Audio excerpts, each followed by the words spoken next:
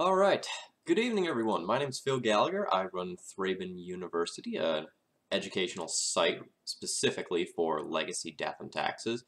And over the last couple of days, I've been working on,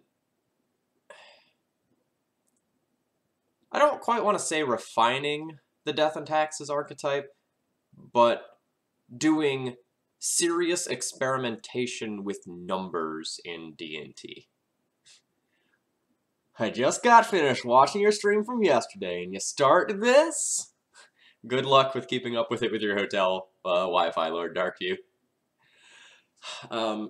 So over in the 2 weeks previous, I had a ton of fun playing around with various builds that weren't particularly serious. Now I'm buckling down for Baltimore though, and I'm putting time in testing some serious deck lists, but there's still some non-traditional deck lists. Let's see. So I guess I deleted the other deck list.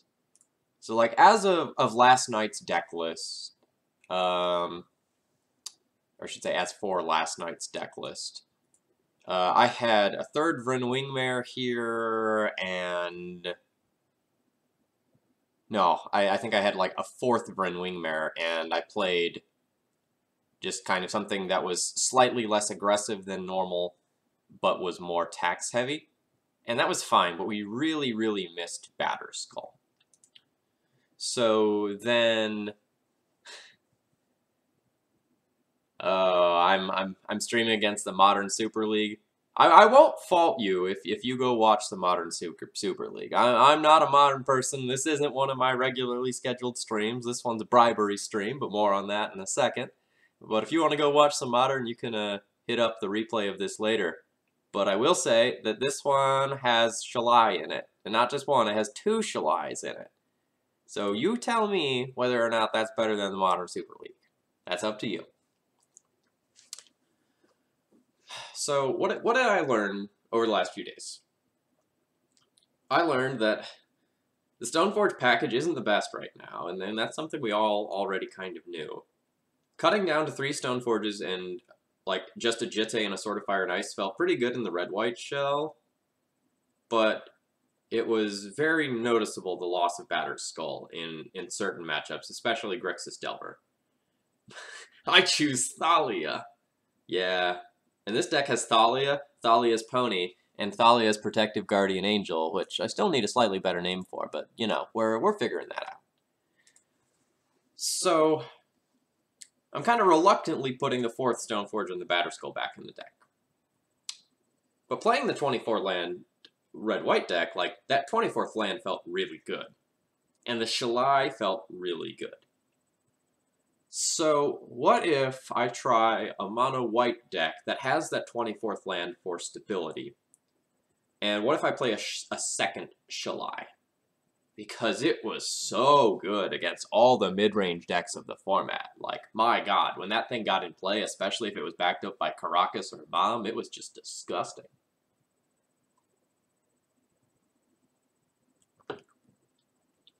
Yeah, let's say, do I have the correct split of snowlands? 3, 6, 7, 3, 6. I do. Yeah, Moxall just gave me a basic plains and a basic snow-covered plains, and I got a couple more. So now I've got like 9 of the damn things in my collection or something like that. So I should not ever need more snow-covered plains than what I have now, unless we get real weird for some reason.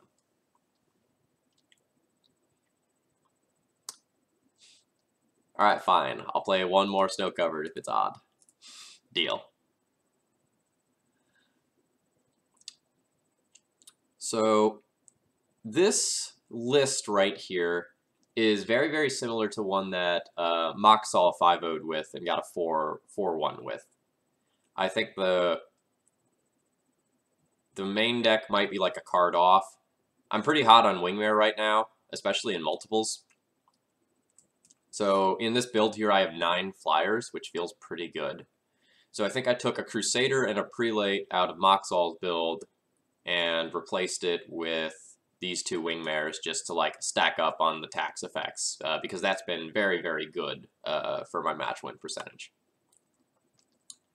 And then I thought, if I'm adding a land and I'm adding 2 4-drops to the deck, my percentage points against combo is probably going to go down a little bit. So, and I should also say, and I have fewer cards to sideboard out for matchups like Check Pile. So that led to a second change. Instead of running the 3 Rest in Peace that I've been running in a lot of these mono white builds, I instead decided to run 2 Surgicals to get myself more game against decks like Red-Black Reanimator, where I want to be a little bit faster and have some earlier interaction. I don't want to cut Rest in Peace entirely, but like let's look at how he would sideboard against for like Check Pile, for instance. So like I'd pull 4 Swords, 2 Revokers, and 1 Flicker Wisp. That's what I usually do to bring in 7 cards. And for 7 cards here,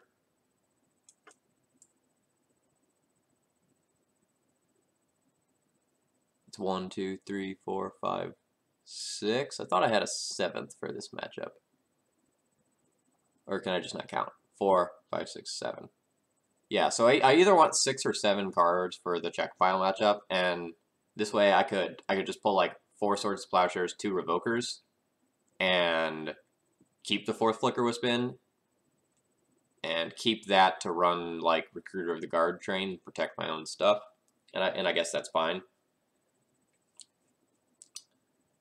And I've been sort of on the fence again about Rest in Peace versus Delver as well.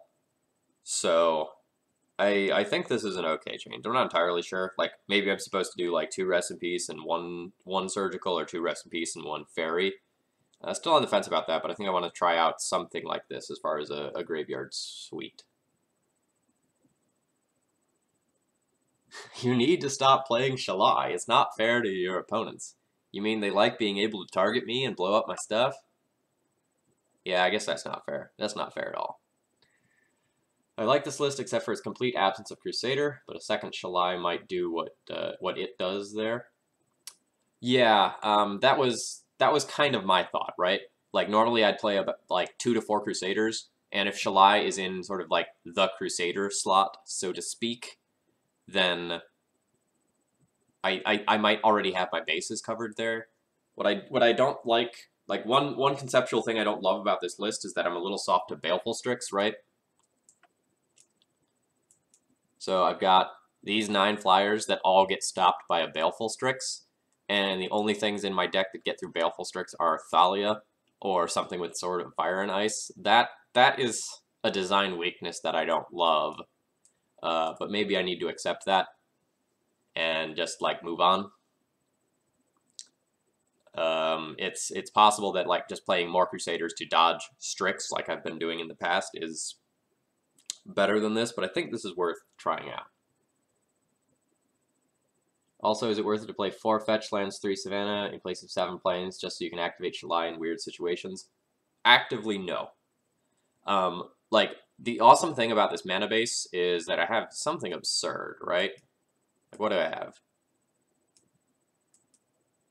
I have 13 planes. 13 glorious planes that cannot be wastelanded in the Delver matchup. And that stability is really, really good. Like, if Shalai wasn't a legend, I would consider, like, cutting a Caracas and playing 1 more planes, but Shalai Caracas is pretty awesome, so I don't necessarily want to do that. And that stability is what lets me, like, consistently curve something like Mom into Thalia into Wingmare in matchups like Delver, and I think that's great. Alright, if you have any other questions, throw them in the chat, but I think something like this is probably going to be pretty good. So this is a bribery stream. This is a donation stream. Jeffrey G shot me a PayPal donation for this league, and all he said was white. He wanted to see me play mono white, and that was just 2 letters, but I read in between the lines. You know, he said white, but what he really meant was play Shalai, Voice of Plenty. It's sweet and fun. So, you know, getting that hidden message, you know, we're trying this out tonight. I like 2 Rest in Peace, but 1 Rip and 2 Surgical probably indeed does cover everything. Yeah, so like that's the thing, right? I think 2 Surgical, 1 Rip conceptually sounds better than 2 Rip, 1 Surgical. Like the 1 Surgical just kind of seems random, right? And 2 feels better if you want to like have a more consistent chance at drawing it. Like I probably wouldn't play 1 Surgical. If I was going to do something like that, I'd probably like play the 2nd Rest in Peace and then one Fairy so that my 3 recruiters could tutor it up. But I'm not overly impressed with Fairy, generally speaking. Play Big Mama, I got you, Angel. Yeah, we gotta work up a name for Shalai. I don't quite know what it is yet.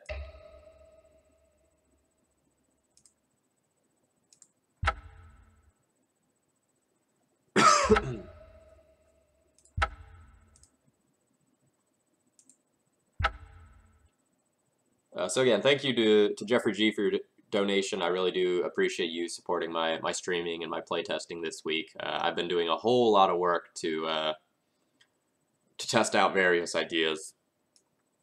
You know, normally I wouldn't put so much hype and work into one event, but this is a team event, and my performance matters a lot. It especially matters because like the standard is going to be a brand new format, and I can't rely on my teammate to necessarily do super well in the face of a brand new format where he's going to have minimal testing and there's minimal data on the format. What is that result from? All right, in 2017, my opponent played Elves.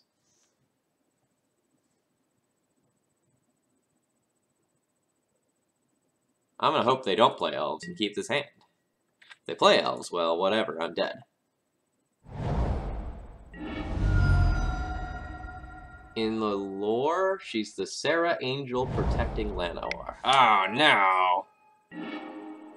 Well, Llanowar indeed.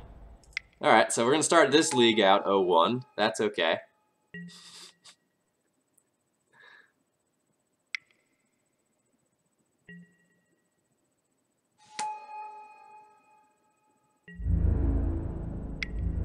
Alright, opponent just like straight up made a misplay here and was supposed to attack with their Nettle Sentinel and then play another Nettle Sentinel, right?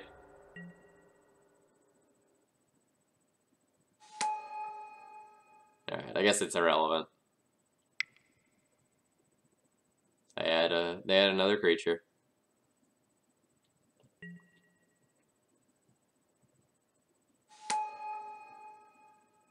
Hey Phil, what do you think about Damping Sphere over Aethersworn Canonist? It's harder to get rid of. Yeah, and Basket, but that does come at the cost of power and toughness and the ability to be put in over an Ether Vial.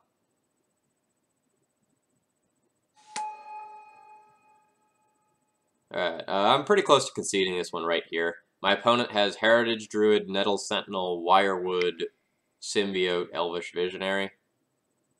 That means I'm pretty dead.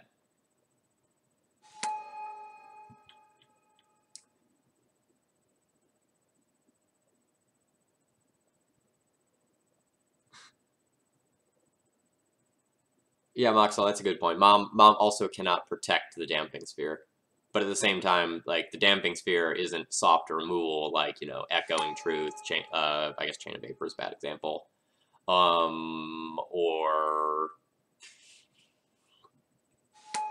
Massacre, or any other creature-based stuff. Alright, there's basically no world where I win this match now. Because my opponent gets to bounce a Visionary this turn, get 2 draws off the Visionary on their turn, has infinite frickin' mana.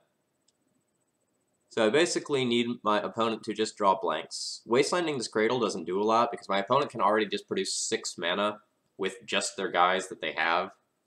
And, like, potentially way more. So in order to have any shot, I really need to just, like, assemble probably like Batterskull and Jitte, so I don't get some combination of bled out and murdered.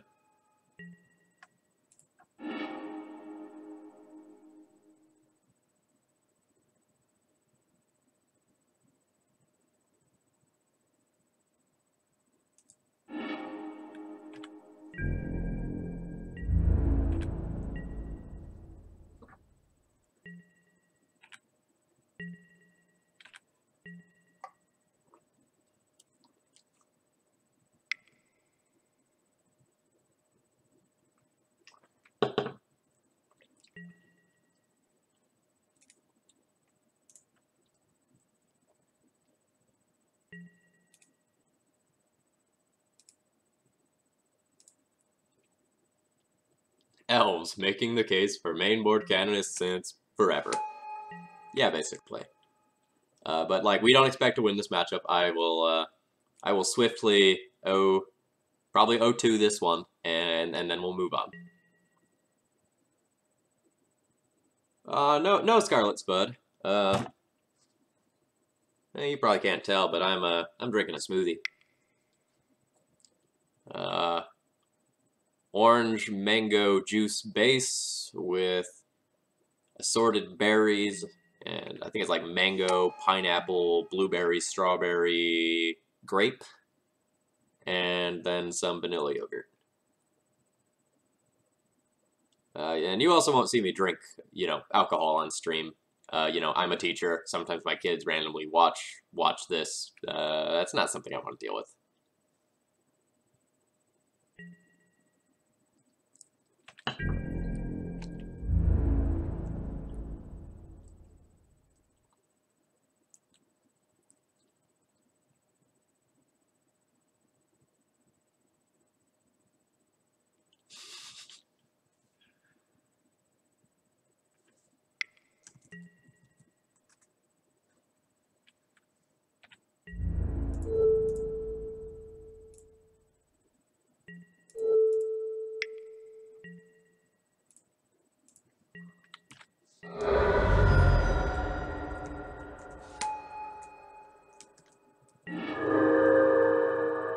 Alright, somehow not dead yet, which is weird.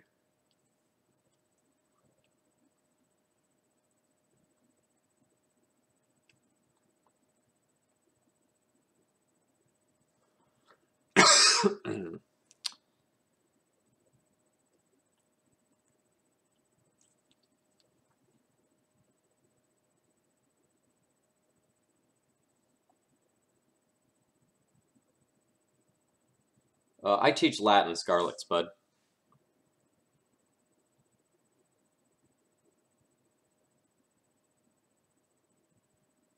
Again, I don't really think that I can fight this mana war and win. So I'm not going to wasteland this Cradle.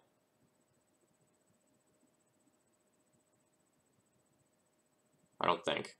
So my opponent could still go like 3 mana, 6 mana, any spell, untap all of this, 9 mana, Green Sun Zenith me for Hoof without like me doing anything about that, even without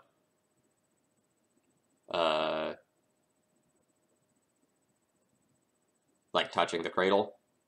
So I'm just going to go ahead and go land, pass.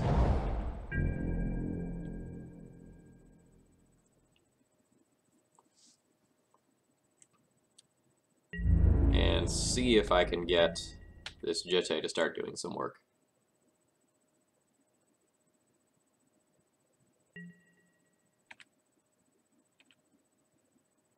Yeah, Lord Darkview, it's not really even an argument. It's just a fact. If you want to get better at Legacy and you have the time to put in the reps, Moto is the best way to do it. You get to play against way better players on average than most local game stores. You get to play at weird hours. You get to like just jam games when you need them. Like, I think I played 2 GPs worth of games over the weekend. Right? Because I think I streamed like 4 or 5 leagues. Maybe more. Like, it was a lot. So I think I streamed 2 leagues, like... Yeah, okay, that's fine.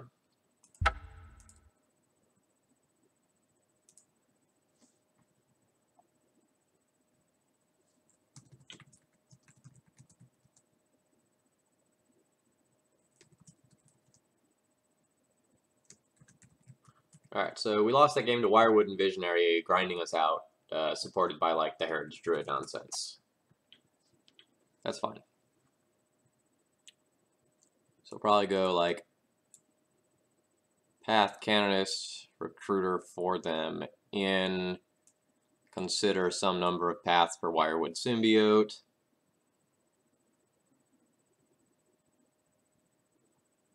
So Cyan, there are still some like barriers to entry because like randomly things like True Name Nemesis are infinite dollars. Like, I think True Name Nemesis is like $80 on Magic Online. So, like, there are still some barriers to entry, but it is pretty cheap. So this is probably not a Shalai matchup. And Thalia isn't particularly potent here. 3 Path to Exile is probably overdoing it. I don't really, like, want this card. This is one of those cards where if they have exactly Wirewood Symbiote, I want to remove it, but otherwise I don't want to point it at things. And the rest of these cards are reasonable. Like, Wingmare isn't awesome, but it flies, so that's evasion. Same thing with the Flicker Wisps. So this leaves us with 7 flyers to get through in the air with our Jitte.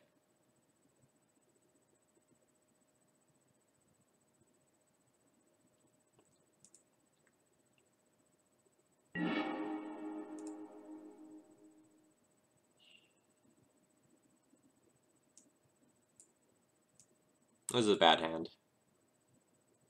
How bad is it? The Vile hands are the best hands in the deck. But this does not have any, like, Vile play until turn 3. Actually, maybe that's not true, right? So this can go turn 3, get Canonist or Containment Priest off of Recruiter and put it in. If I get the Containment Priest, then I have double Flicker Wisp to use as removal spells. Maybe this hand isn't as bad as I initially thought.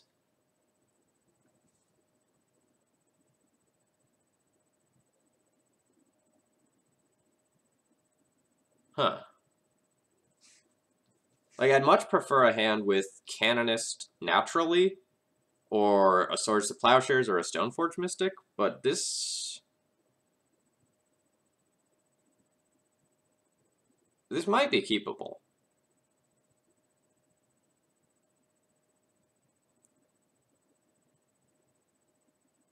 It becomes a pretty good hand if I draw a piece of interaction on my first draw.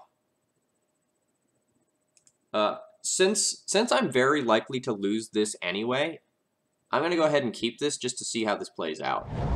Like, even if I somehow win this match, I don't expect to win the one on the draw. That almost never happens. So, assuming my opponent's hand is a little bit clunky somehow, this could work out. I'm mostly curious. Ooh. Oh, are you just gonna, like, play Quarian? Oh, no, you're not.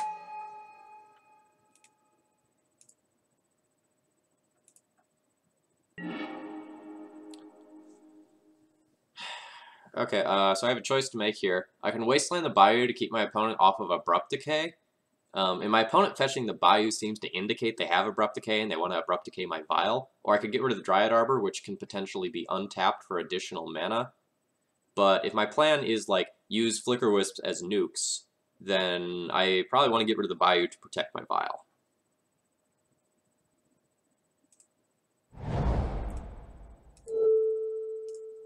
I'm making the hard call here that my opponent has Abrupt Decay in hand. And I'm going to play this game assuming they have Decay. If they go, like, fetch land, decay my Vial, I'll be a little sad, but then I've bought time for my weak hand.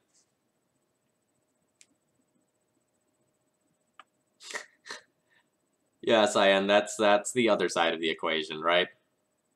Is sometimes the crazy expensive cards like Chains of Mephistopheles and the Tabernacle at Pendraveil are just, like, worth absolutely nothing.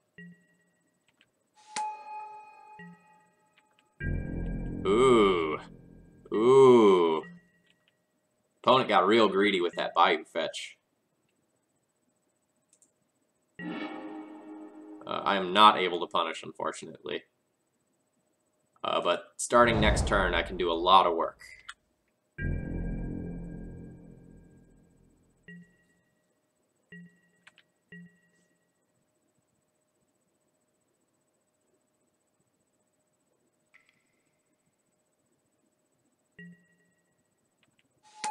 Yeah, that's a really good draw for my opponent.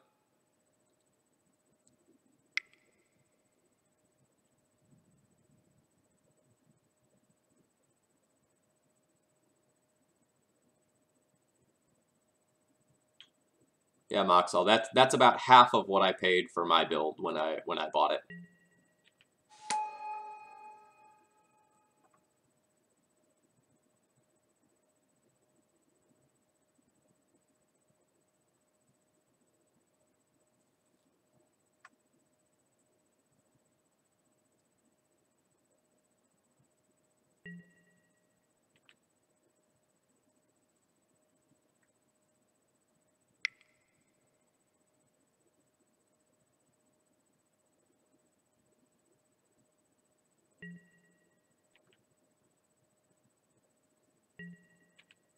Well, this is devastatingly good on my opponent's end.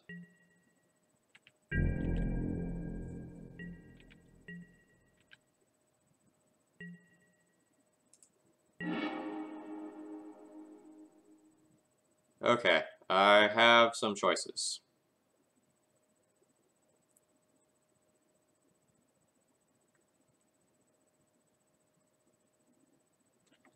I can just double Wingmare this turn to limit my opponent's ability to, like, kill me with a natural order. And then have Recruiter for Containment Priest the next turn. So how much mana can my opponent produce? My opponent can produce 3, 4, 5, 6 with a land drop. So a natural order would get me. Still with a land.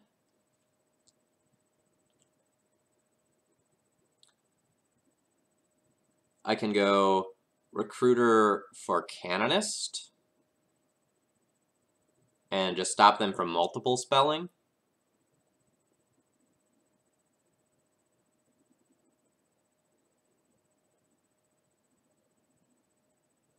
I get to choose to play around like one thing.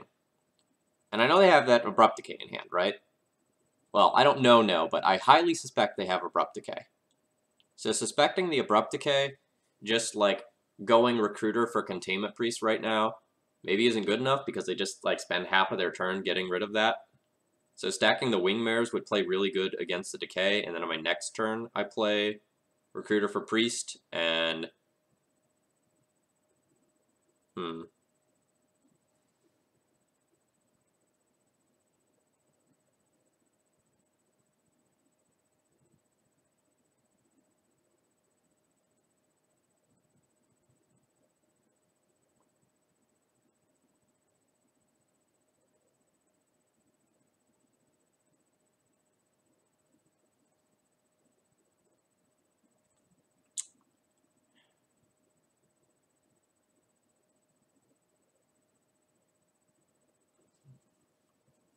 So the issue is that if they have some mid-rangey stuff, then the Recruiter isn't awesome. And if I just like pass the turn after thinking for this long, they've got to know I have Containment Priest.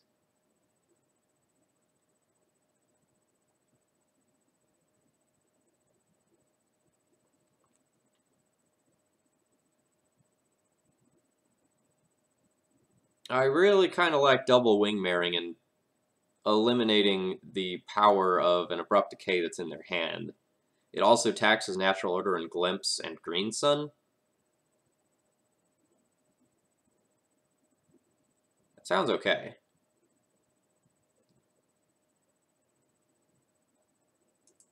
I'm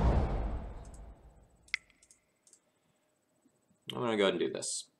I don't know that this is right, but it's what I'm going to do.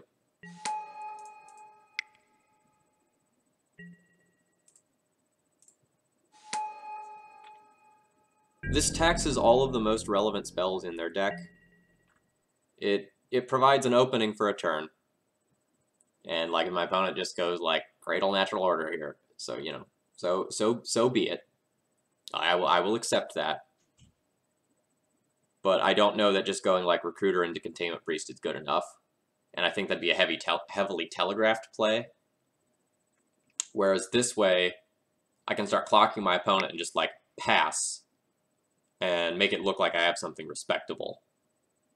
Or like, and just play something that doesn't necessarily like 100% telegraph Containment Priest. I think just like passing with 3 mana up and a Violent 3 telegraphs Priest too hard.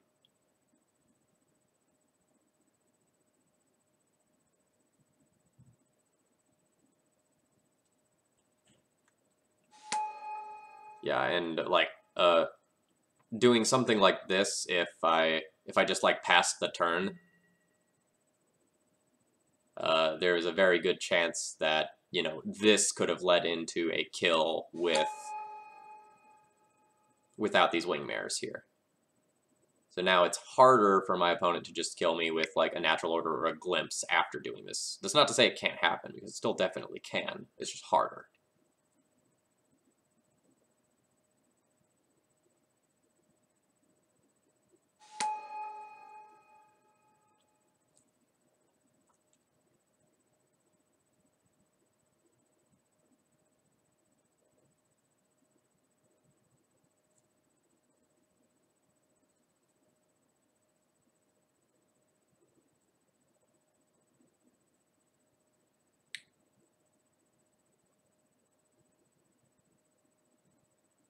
Sure, I also could have played around the same explosive turn, though, by, like, playing Recruiter, getting Canonist, casting Canonist, and passing. But then that doesn't play around just, like, the natural order.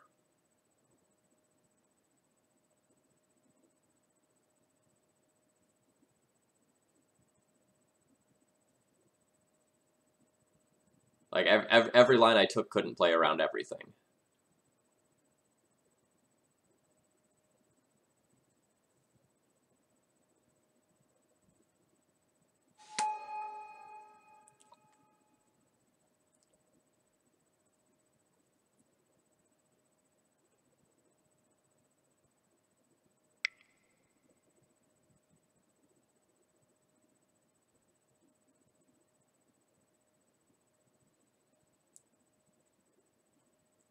Natural order being lethal and natural order being almost lethal are the same thing.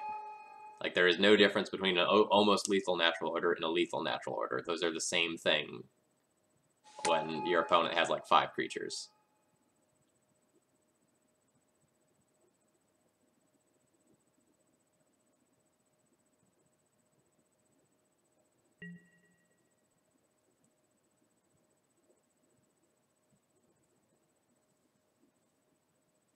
Sure, I do think like that a wisp and a wingmare is a great line, but at the same time, you know, if my opponent didn't just have like infinite natural elves here, I think my line was very, very, very good.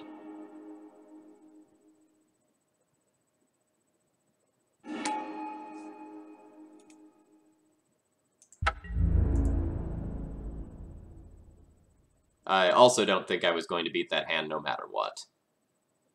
Like, even if I blink out that Heritage Druid there, my opponent just gets to go, like, Birchfloor Idiot, Birchfloor Idiot, Birchfloor Idiot, and do much of the same thing. Less efficiently, and they wouldn't have killed me that turn, but if they, like, naturally drew the Crater Hoof, it was kind of moot.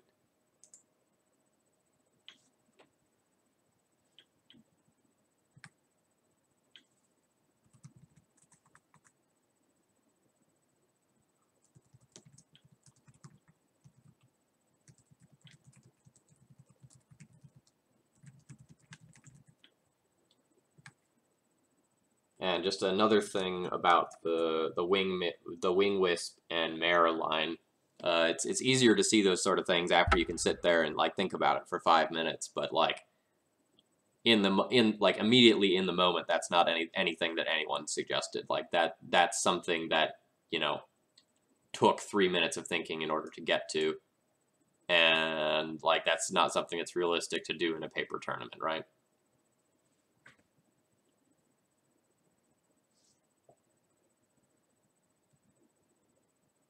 So the reason I didn't do like a canonist turn was because I'm pretty sure my opponent had abrupt decay.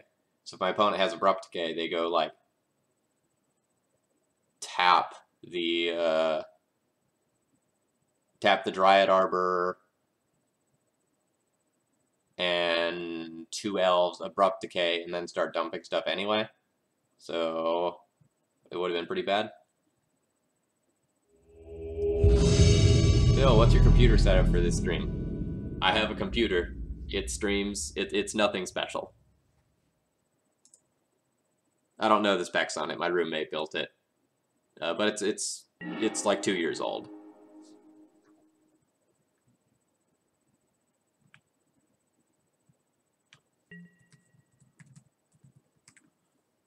Sand looks awesome.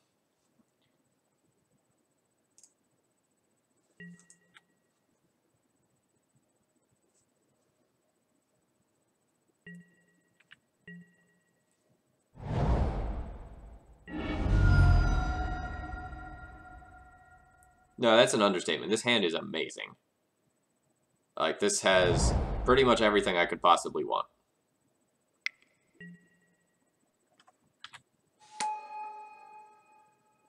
It will be very hard to lose this game if my vial resolves.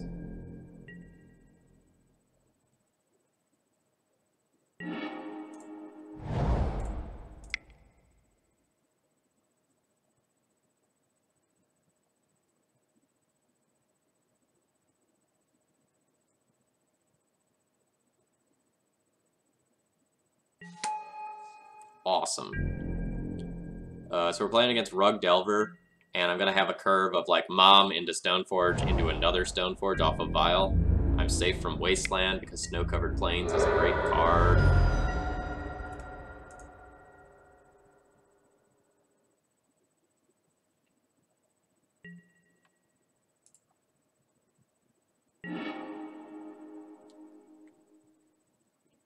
So my opponent didn't have a Daze or a Force last turn for the Vial.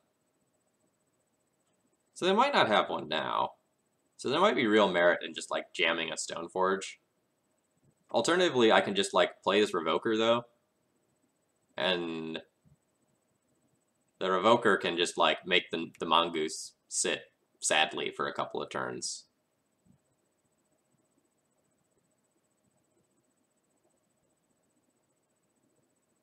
Kind of like that. My opponent uses a removal spell on a Revoker to keep getting through. I'm A-okay with this. Is that Blinks a Mongoose? That's a Mongoose. I've seen a lot of Mongoose recently. I think I played against Rug yesterday too.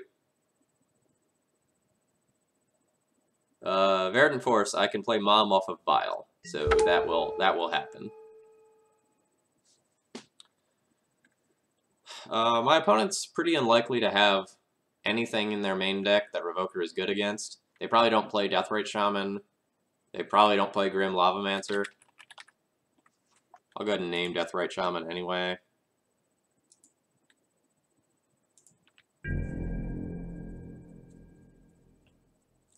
Yeah, Moxel, I agree. They probably have, like, Spell Pierce or Stifle if they... There's absolutely no reason to make that play on my turn rather than their turn based on what is in my deck. I think that's just a poor play. They're not anywhere close to Threshold. They're not giving up mana by not doing that.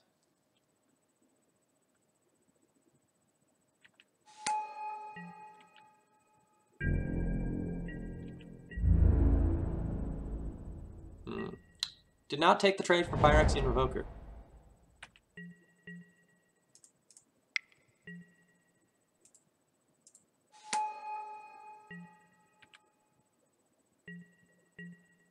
Come on, basic planes.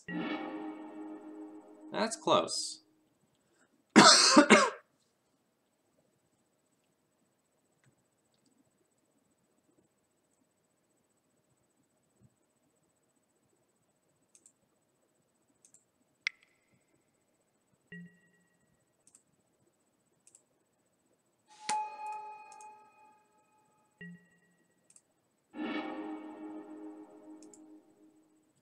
I think my opponent has a Stifle, so I'm going to go ahead and do this now.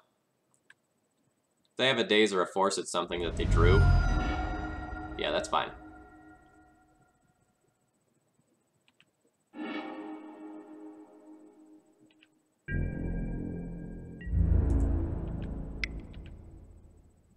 Otherwise, like, I just play this Caracas and I get, like, 0 value out of it.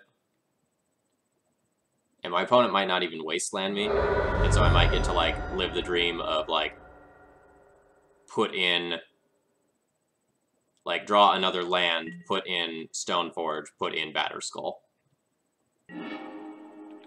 Again, opponent, like, there's literal 0 reason to wasteland there. Wait till your turn. See if you need to do something else with that mana.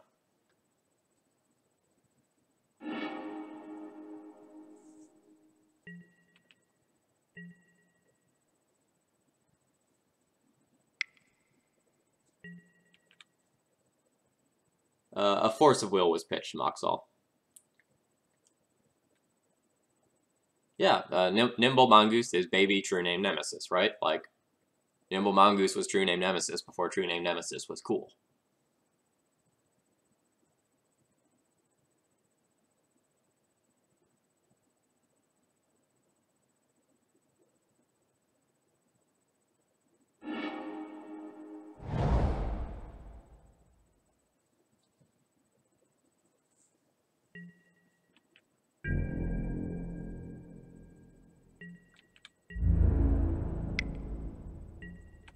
Yeah, Goose is not a problem.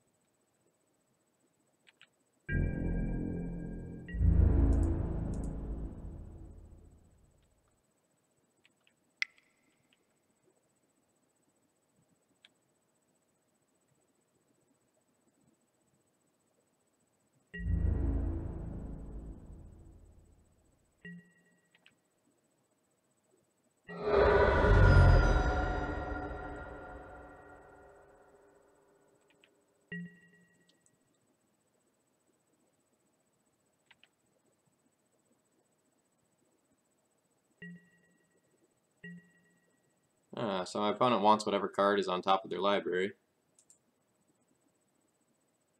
In that case...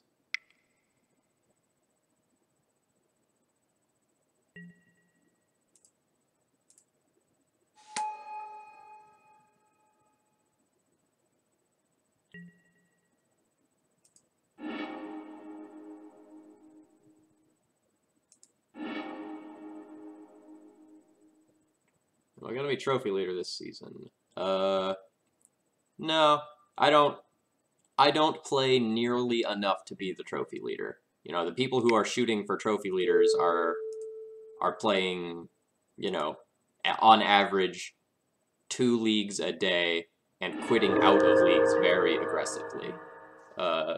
Neither of those things are things that I will be doing under normal circumstances.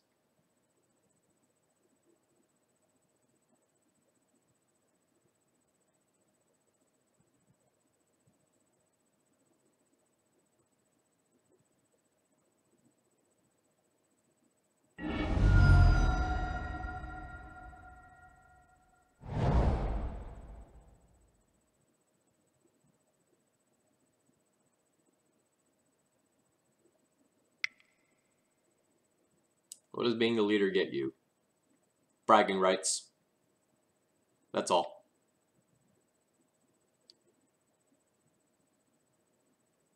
Is this going to be bolt me to turn Mongoose into a 3/3?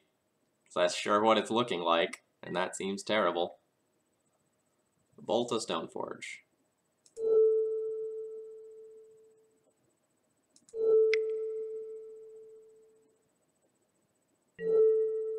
I will give a Stoneforge Pro Red. You can have 3 points of damage.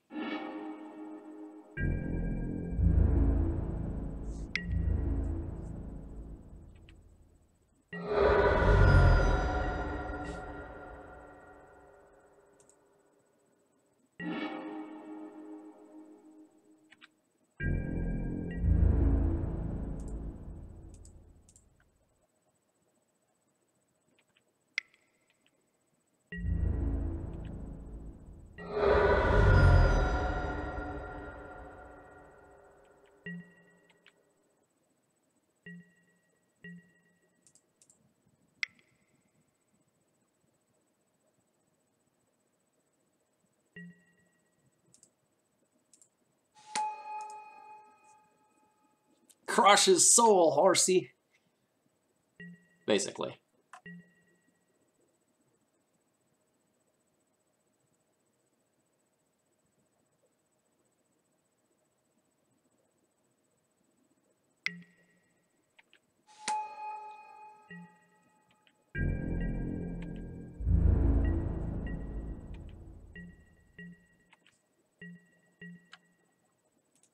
Yeah, the other thing is that people who want to be the trophy leader.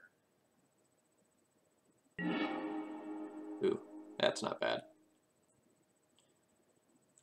Sorry, to finish that thought, the people who want to be trophy leaders are often offering bribes or splits once they start doing okay in their league to just rack up the number of trophies they're getting.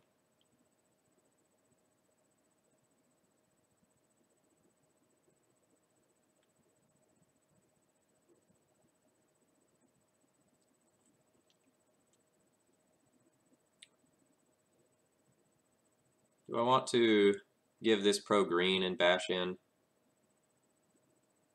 Not really. This is probably better on the defense of keeping the mongoose back. I could just like chump the mongoose and not care about like a single Stoneforge. My opponent's probably not going to play any spells once I have the second Wing Mare in play. So there's a very real desire to just like give this pro green, force an attack in, opponent won't block here, or if they do block, I'm ecstatic, and then play double horse.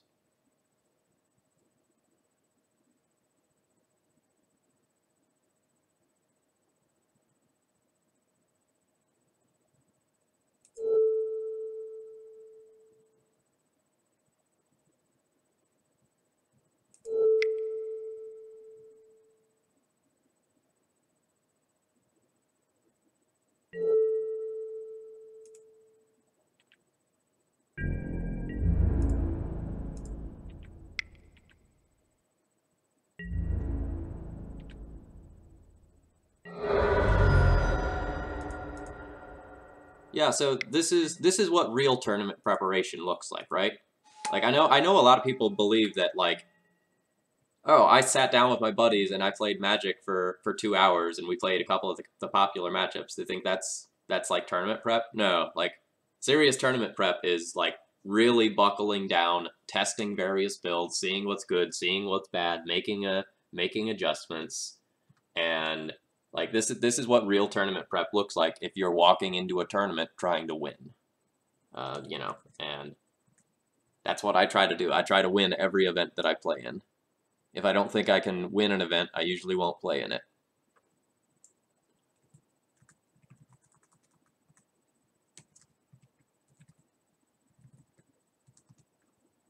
So game 1, win with unchecked Vile.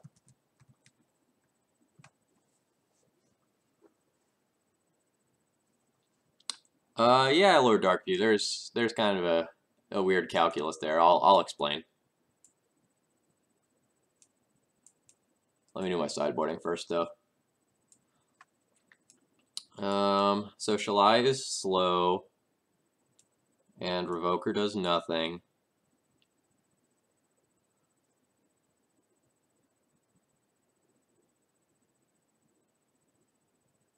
Then what do I want to do from there? I just cut my recruiters.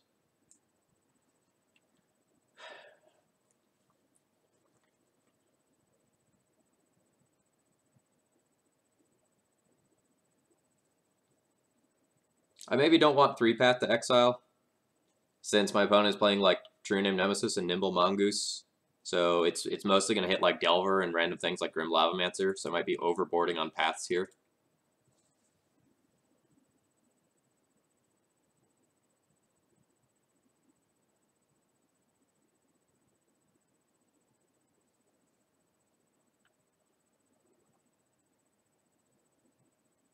Yeah, I think I like this. I also don't like overboarding on things like Path and Council's Judgment and Rip when I'm also like having all these Wingmares in the deck.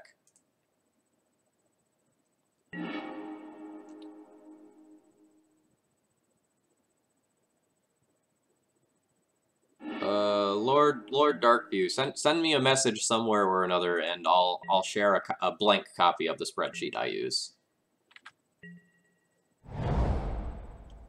Yeah, so just to like keep following up on the message, um, any time where I'm playing in a major legacy event, I will, you know,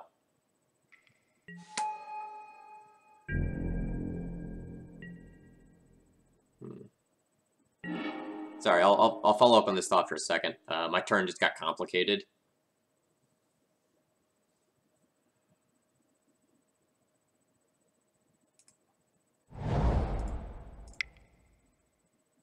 This is the highest upside play, so I'm going to take it. It may cause me to take... Oh, no, it just resolved. That's great. So going back to the previous thought, like, the players who are successful grinders and, like, successful on, like, the Pro Tour circuit and, like, the SCG Opens and things of that nature, most of them play Magic seriously enough that they have, like, real testing groups. They are collecting real data. They're putting numbers to things. They're sharing thoughts. They're involved in at least some portion of their community that's giving them feedback. Like, real testing isn't sitting around the kitchen table playing matches. You know, real testing is going like, hey, how do I make this better? It's not what is this matchup like. It's how do I make this matchup better? How do I play this matchup more optimally? That's a great draw.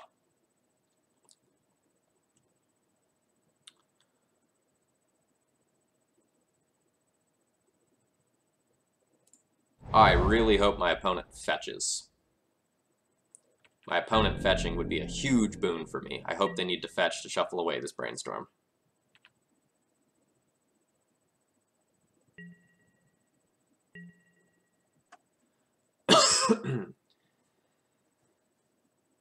Okay. So, I'll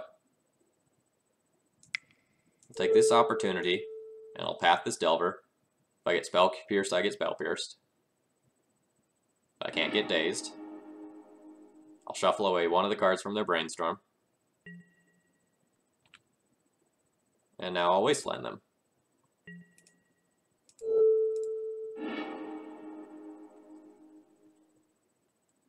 Ooh, no Stifle either.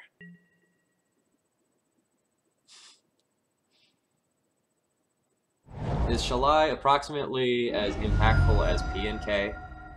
I wouldn't go as impactful, but I'd say close.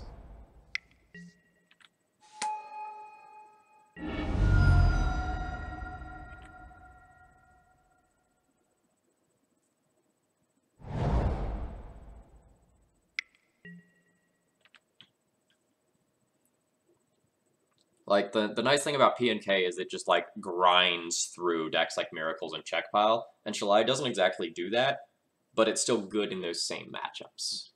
So it's a nice mono-white alternative.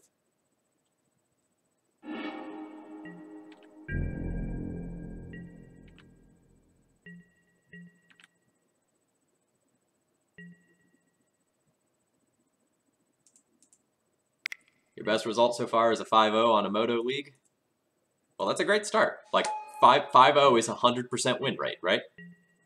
You know, you only go up, you can't go up from there. You don't get better than that.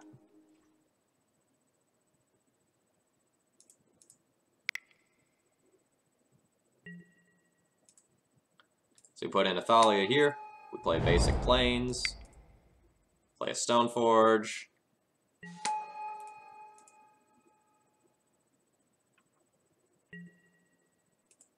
I'm just gonna get the Batter Skull here.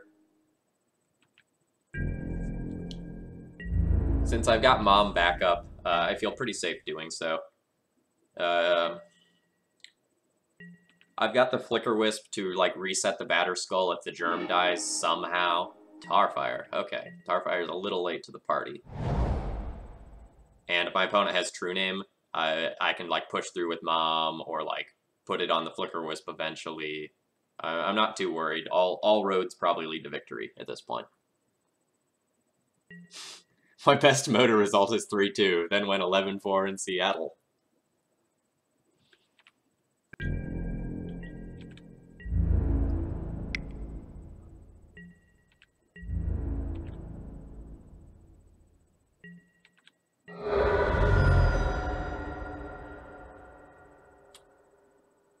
Magus is a great card. In the 4 or 5 streams I played with Red White this week, it underperformed.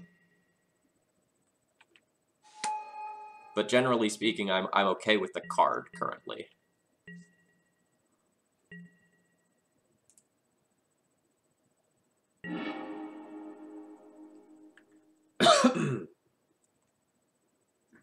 That's an A-okay draw. So, I think I want to play around Stifle by just putting my Batterskull in now, and also playing Wingmare to just like stack the taxation.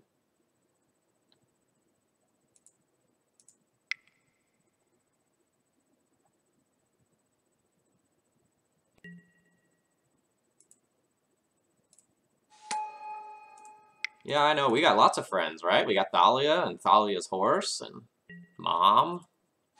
It's just a party.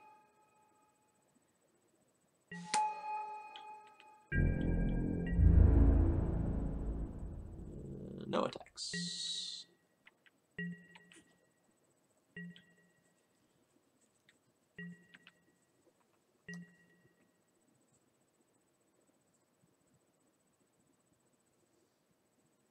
Mom, Thalia, Stoneforge, Pony, Batterskull, Vile, Plains, snow-covered plains. Look at all these different permanents. Look at everything. Look at how many things they do.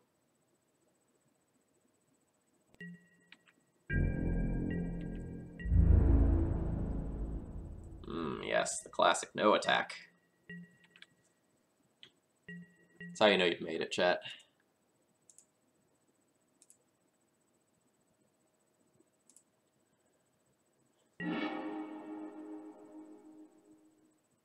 Alright, so what can I safely attack with here? So in the graveyard, there's land, instant, sorcery. Creature can't really go to the graveyard just yet.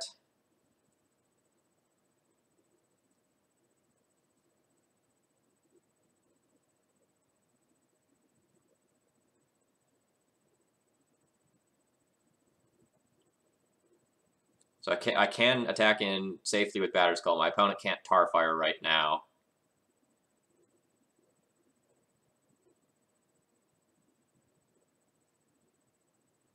Yeah, that's safe. So I can attack in with Batterskull and Wingmare. And then cast a second Stoneforge and hold up Flicker Wisp for nonsense.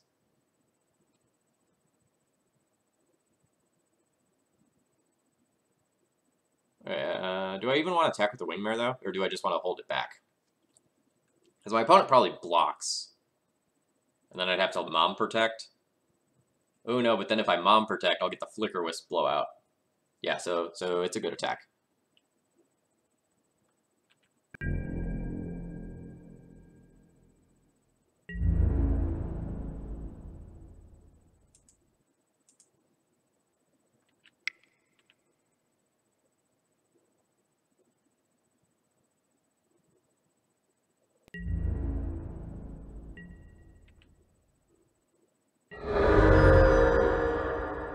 No attack from my opponent there. Or no, excuse me, no block from my opponent.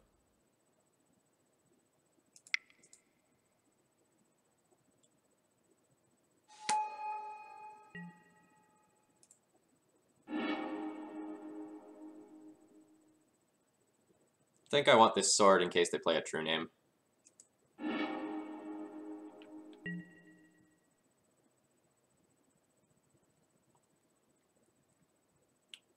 And so I actually just thought of something. If my opponent has like a rough and they hit a land, they could play that.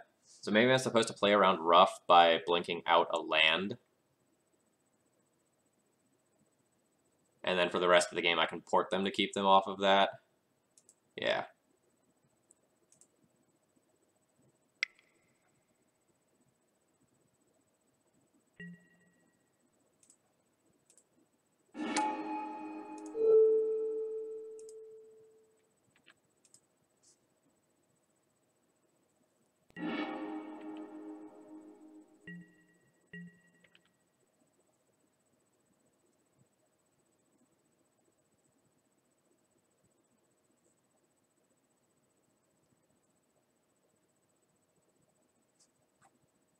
Easy.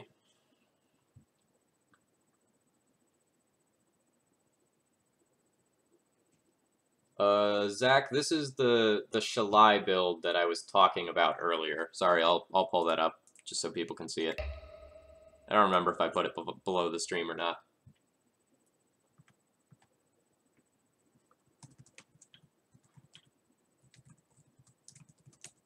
So just to like talk about why we won that matchup, like obviously Rug Delver is very, very, very favorable. You know, it always has been. It probably always will be, even if they're playing True Name.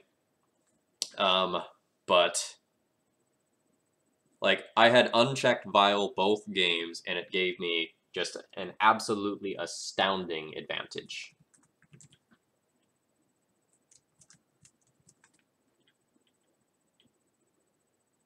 Oh, sorry, Lord Darkview, I forgot about that. So recently, I've been finding that Thalia and Vryn Wingmare stacking has been shutting my opponents out of more games than Prelate has. Like, in the combo matchups, a Prelate can just be better. Like, say you're playing against, like, Show and Tell or Sneak and Show. When you put that on 3, you more or less lock them out of the game.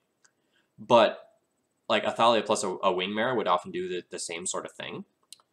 So, keeping that in mind, if decks like Check Pile are going to be playing things like Push, Decay, K-Command, Toxic Deluge, Lightning Bolt at varying mana costs, then Prelate isn't actually shutting them out of the game. So if Prelate isn't going to lock them out, then it's just better to attack from a slightly different angle. Double Shalai, nice. How's it been? When Shalai is good, it is very, very, very, very good. Shalai gets boarded out against Delver, but I've basically kept it in against everything else. That is probably an indication that it is a good card.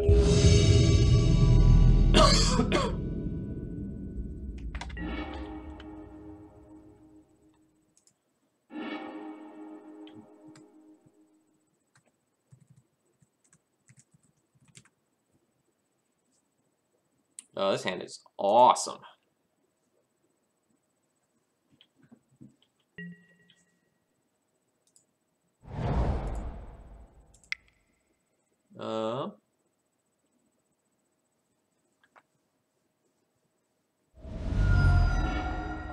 Force Pitcher Brainstorm.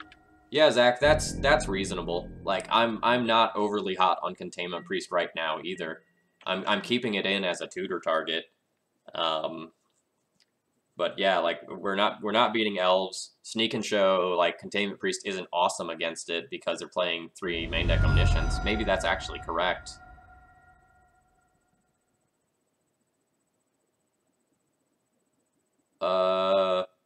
Grixis Delver is why we want 3 paths in the board, to be completely honest. It's for that deck.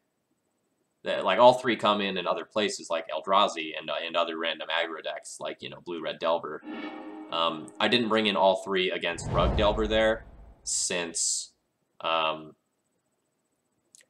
Delver has both True Name and Nimble Mongoose that path isn't good against, but for any other Delver deck, all of them would come in.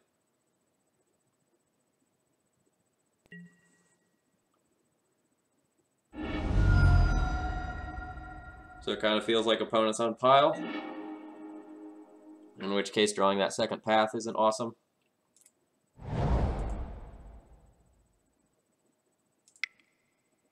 I'm gonna make them answer this, Mom. It's not mana efficient, but I think it is probably correct.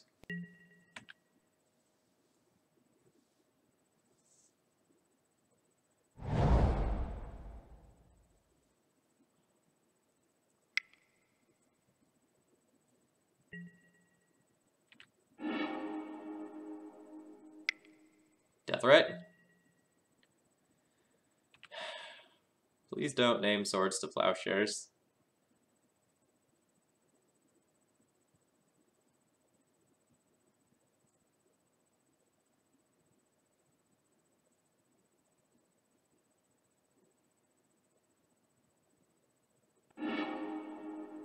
Alright, well, we didn't get 2 for 1, but I have no gas left.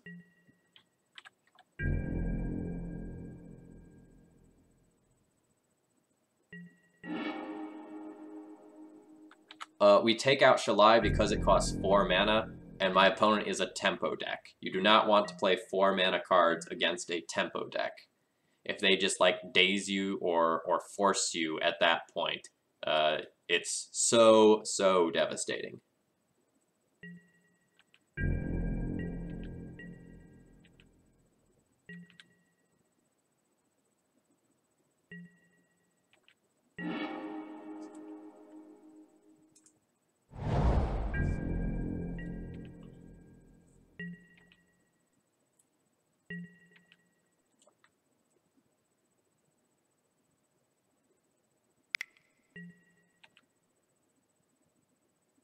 So our opponent is probably either Pile or maybe Grixis Control, since I'm seeing the Cabal Therapy here.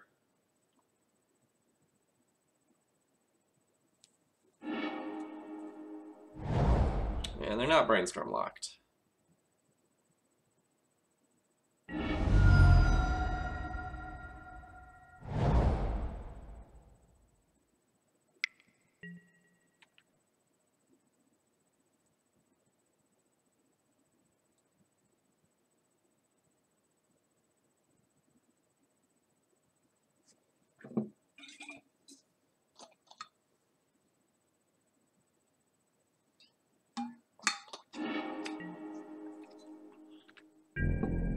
There was no shuffle with the Ponder.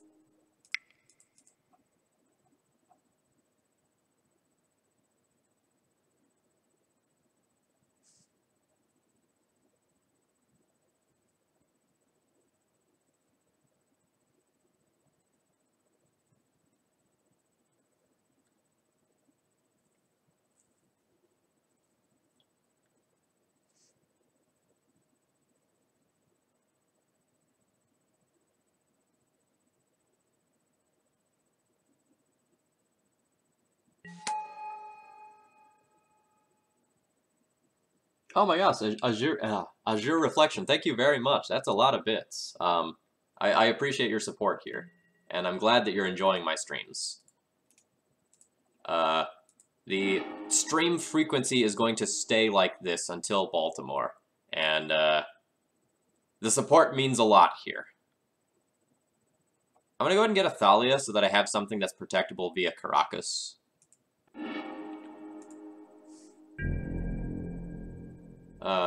Sorry, there's a question right before I got all those bits. So second question, is Wingmare better than Crusader in a Delver world, even knowing that they're on like Marsh casualties and such in the post-board games? Or is the incidental gain versus rando combo good enough? Zach, I think the stacking Wingmare effect is crazy good against the combo decks right now. This is probably like K-Command, yeah.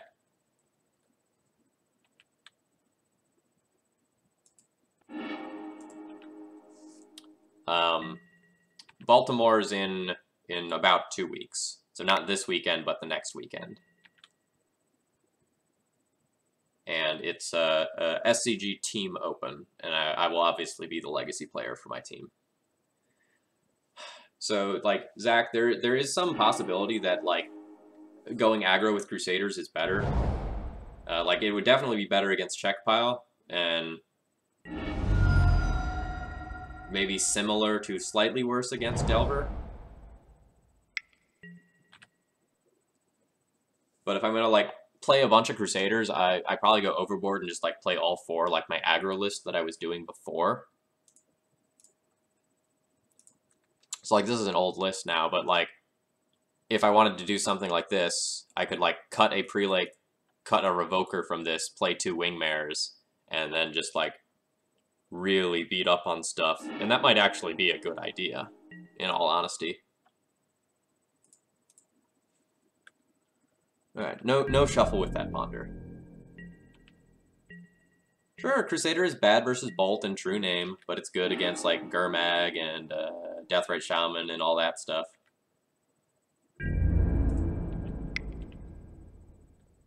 It doesn't like enable a 2-for-1 with Forked Bolt.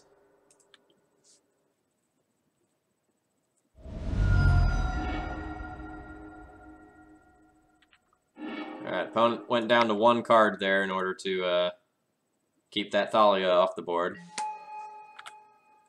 So now I'm 1 land away from the Mom and Shalai combo.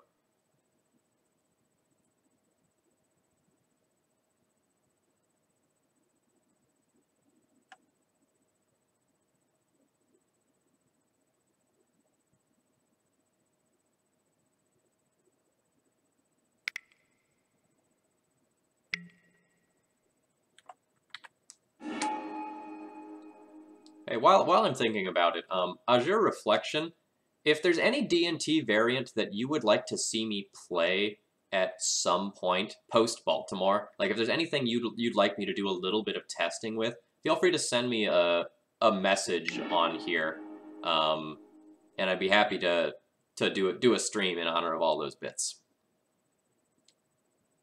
That's the biggest bit amount I have gotten so far.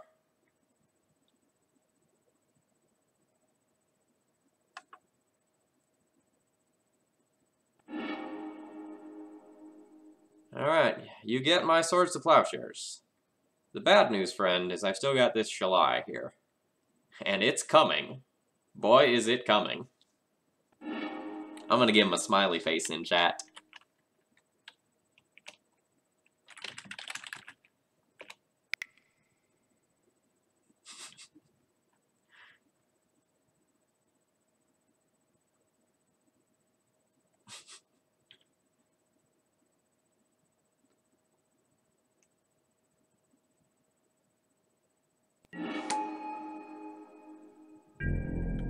Alright, Gurmag Angler's pretty good. So is sort of Fire and Ice, though. Now, opponent, the question I ask you is, are you attacking with that Gurmag Angler? And I think the answer is no.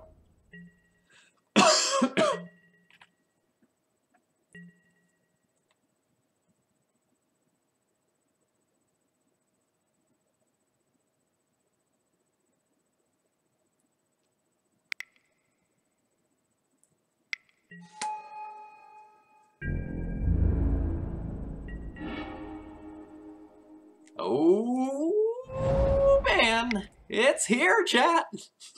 It's here. We're going to put a sword on a Shalai, and then we're going to have Caracas backup.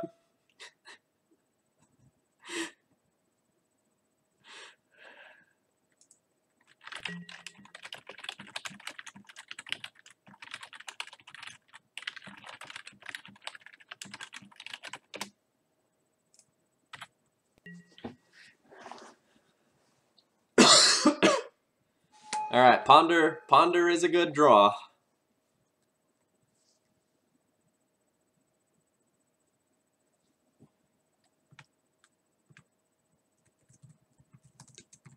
Alright, so we're playing against Grixis Control, not Check Pile, and we're on the play. Against the Rake.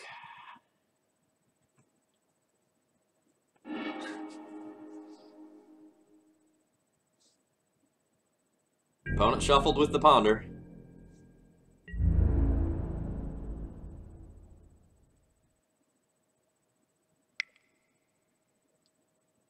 Not taking that that block there. I don't want to get edicted.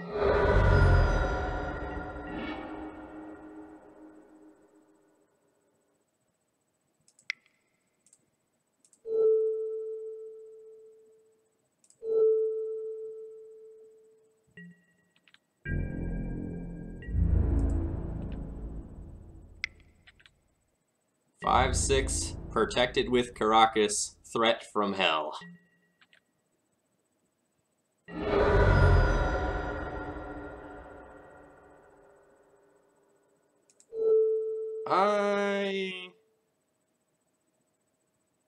I'm just gonna shoot this young pyromancer. If Shalai connects again, the game's locked up anyway.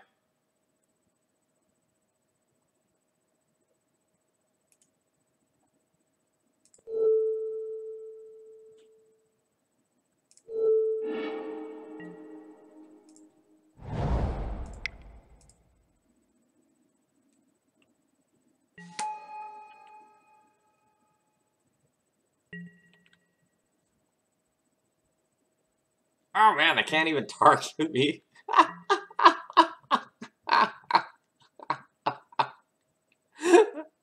I have to get used to playing with Shalai. That's a good point.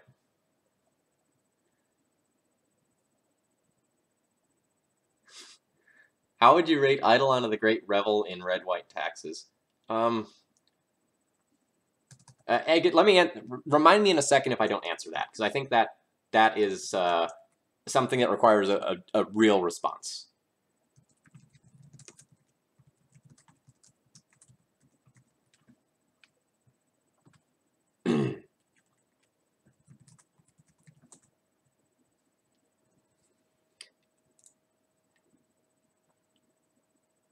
Alright, so we're playing against Grixis Control. So Rest in Peace is pretty good. Council's Judgment is okay. Recruiter is okay. Paths.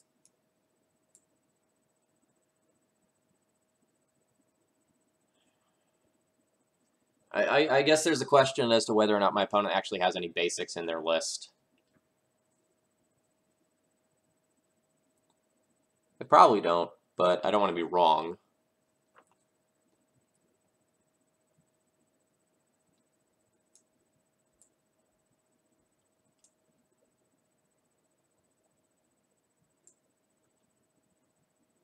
So Revoker can come out for sure.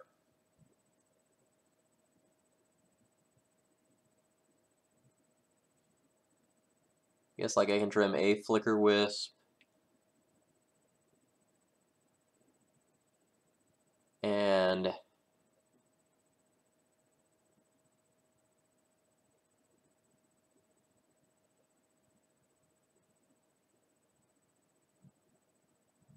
can trim a Swords since I'm bringing in Council's Judgment to like have the splash like the ability to also hit Planeswalkers or hate cards as well. And that seems reasonable.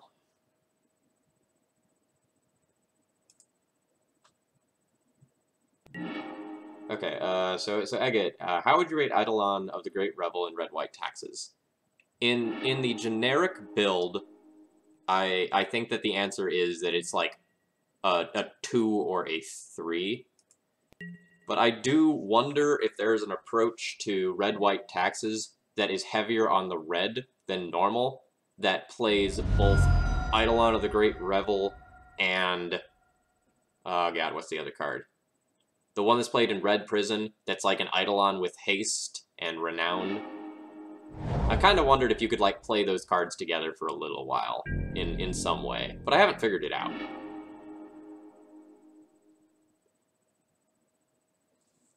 But that probably ends up being like an entirely different deck from red-white taxes.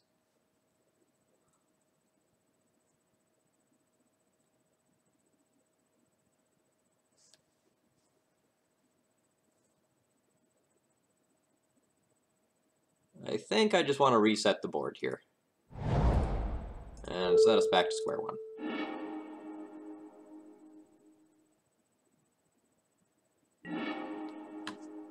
Ah, Agate, you're thinking along lines that I've thought before. Oh man, did I get the hard call? Did I get the hard call of one land? Ooh. Scab Clan Berserker, thank you. Ah, they found their land.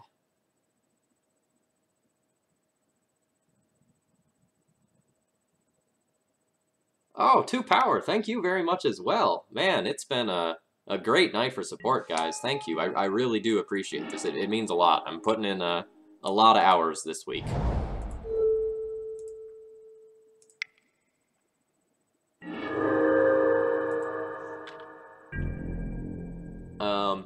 So Egget, just to redirect back to your red-white idea, the whole reason I considered like playing Eidolon and Harsh Mentor was actually because of Pyrostatic Pillar, because I think enchantments are awesome right now. And when I was brewing enchantment decks, Pyrostatic Pillar was one of the things that I came across and was like, you know, this is probably nuts.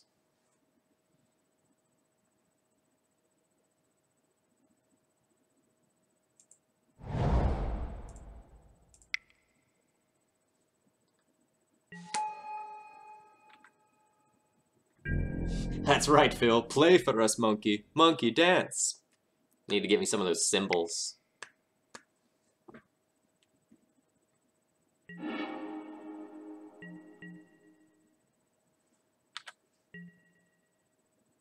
No, Egget has had some great ideas. I've talked about a lot of his deck lists off and on stream. Some of them have been ambitious ideas. You know, like I wasn't necessarily in love with like the blue-white deck, but like it was cool, it was interesting, it was really fun to play. But you know, that's how we learn and experiment, right? Like we play some things that are a little bit too pushed in one direction, we explore, we see if it's worth anything, and then we reel back. Oh. Alright, I need to start playing out these wingmares. And we're gonna play ponies until my opponent dies.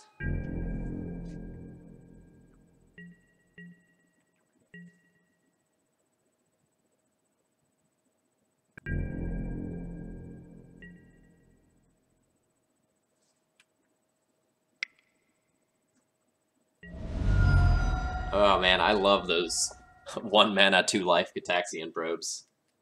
That feels good.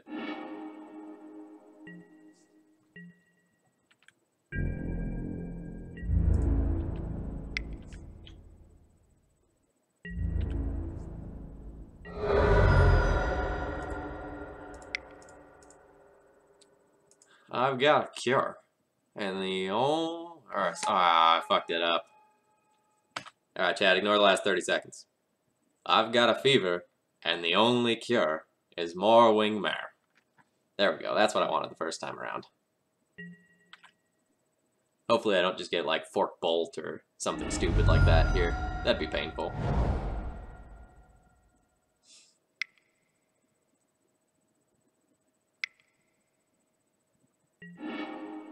Okay, yeah, one lightning bolt. That's fine.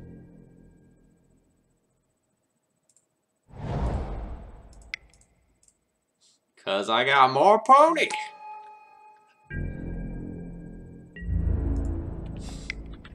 Don't clip me saying bad things. Clip me saying funny things. Oh, sorry, Lord Darkdew, I forgot about that question before. I do think Shalai is probably better than Brimaz versus Miracles, but it's close. Like, both have their advantages. With Brimaz, you get to leave Vile on 3. With Shalai, you have to tick Vile up to 4. But Shalai also protects your other stuff you happen to have out as well, and keeps you from getting Jaced or Portented or Predicted. So it's probably about a wash. No, my pony. Wait, did they have Revolt? Ooh!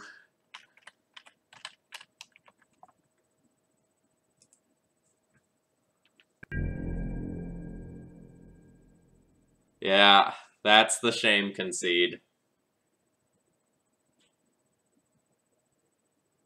Yeah, that feels bad.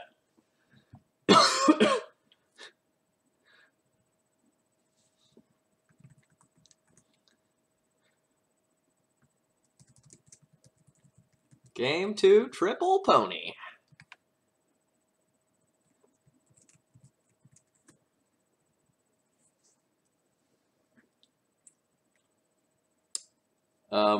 So like let's say they did fetch and still fatal push this. I whack them to 8, and then I still have a lot of sweet value in my hand. It would have been pretty hard for them to stabilize. So this match was probably lost anyway. But not killing that wingmare there is devastating. Horsey is a big horsey. You need Revolt for that. Yeah, you must be this tall to kill the horsey. Oh, that was awesome. And sometimes you get there. Alright, where's this deck list? This deck list is great. Yeah, see, like, that's a moment you clip. Like, you clip the opponent fatal pushing and not having revolts and then shame conceding. Like, that's funny. You clip that.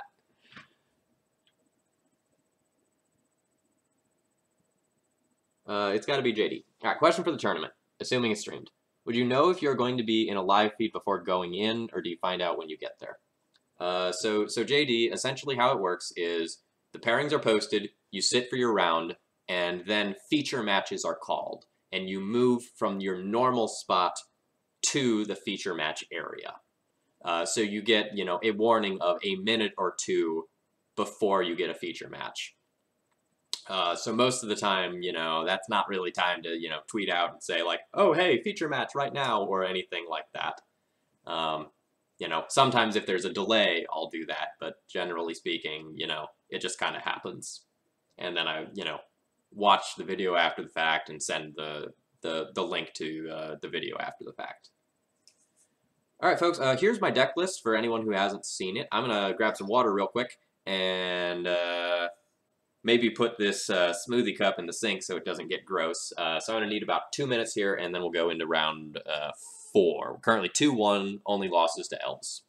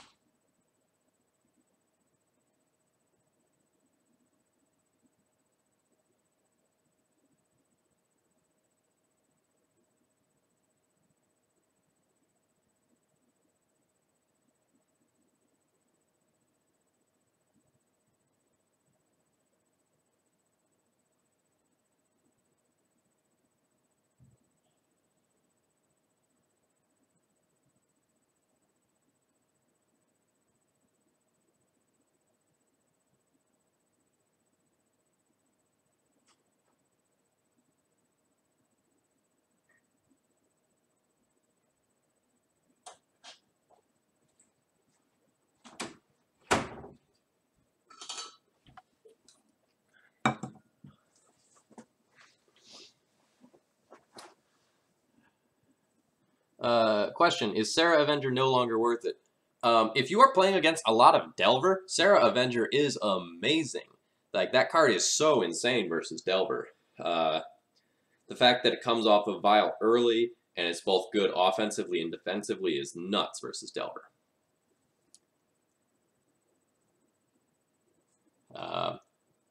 But yeah, Lewis is right in that, like, generally speaking, if you're on a mono-white build, you're going to be okay against Delver, unless you're making decisions that are just, like, actively poor against Delver.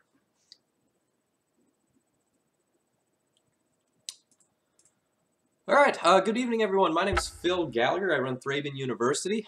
Tonight's stream is a donation stream. Jeffrey G wanted to see some more mono white, and I am obliging. And we're playing with WW Shalai tonight, and it was really insane in the last round against Grixis Control. We just, like, put a Sword of Fire and Ice on it. It couldn't be edicted away. It was, basically unkillable because I had Caracas backup. It was really good. Hey, Romario. Welcome.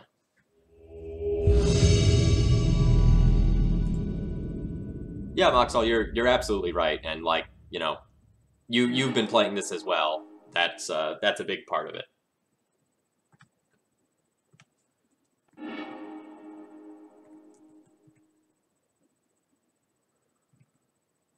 Okay, I see autocomplete notes popping up in my spreadsheet. So that means I played against this player. I think they're on Storm, if memory serves.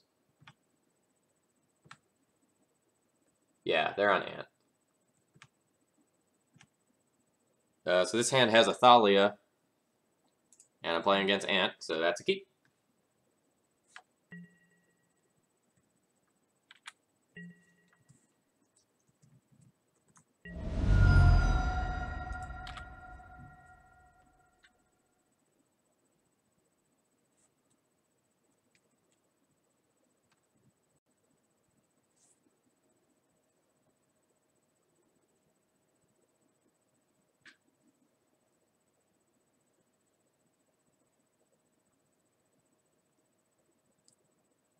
Cliffy beat me last time I played them. I think they went off like through a Thalia or something crazy like that.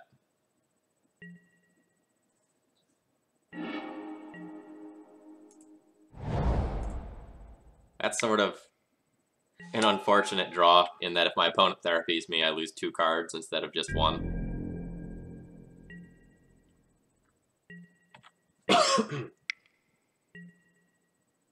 I guess since I have a minute here, let's see how they beat me last time. Because that's what I can do with data. Yeah, so game 1 last time around, they beat me through a Wingmare. And then the second time, I kept a 1-land Thalia hand, and Thalia got therapied.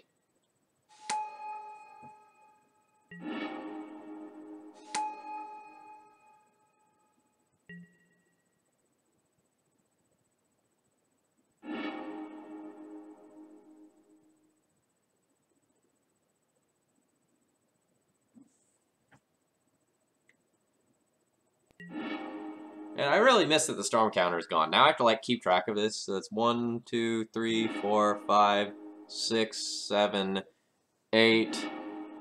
Dark Writ, Cabal Writ, Tendrils. Alright.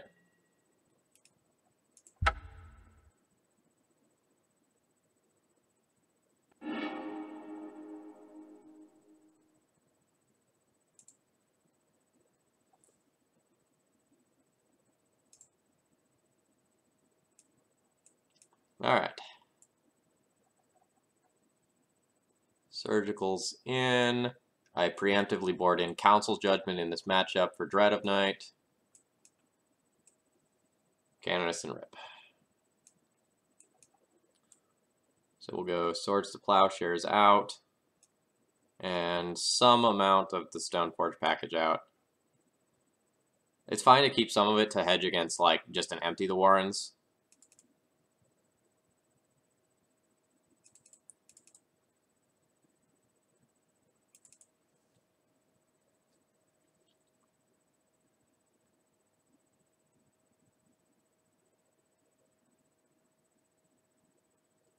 You're welcome, Phil. I got paired against Bryant Cook. Alright, well, thanks for taking that bullet and just leaving me with Ant.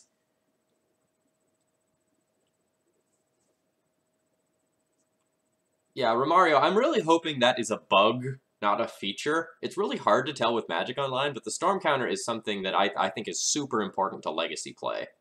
Like, we have 2 different Tier 1 Storm decks, and, well, we have 2 different very playable and viable Storm decks.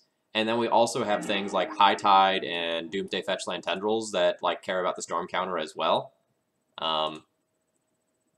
It is a shame to see that not functioning. So we essentially lost game 1 to losing the die roll, and that's fine. That's kind of how game 1 with Ant can go. All right, so game 1 lost to turn 2 being on the draw.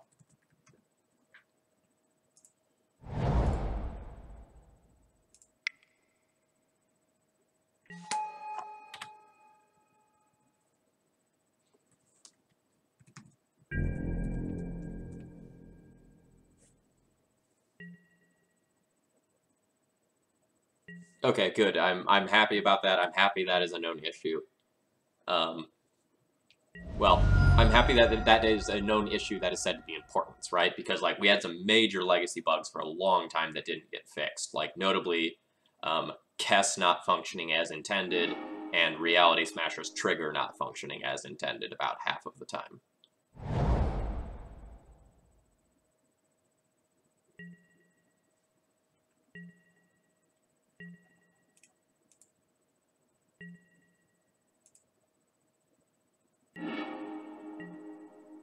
Ooh.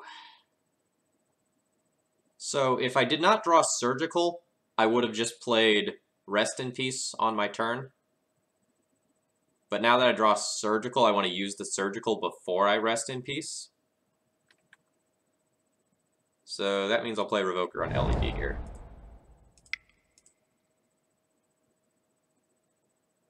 Oh geez, I didn't even think about that. Yeah, Storm is a really good deck in Modern.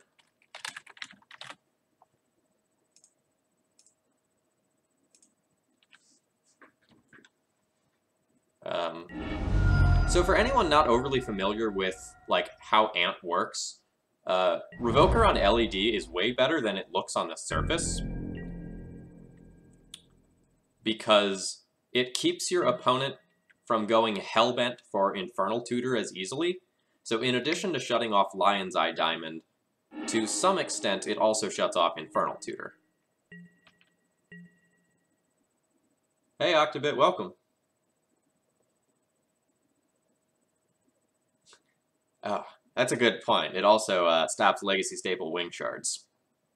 How do you know how many creatures you're going to get? Could be any number.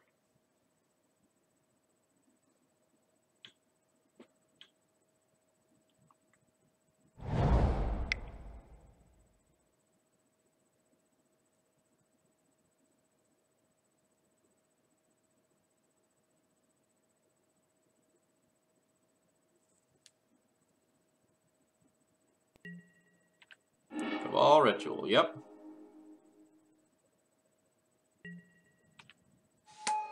Yep.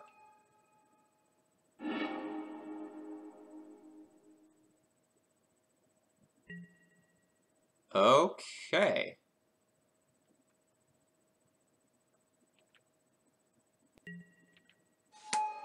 That's just 6 Gabos?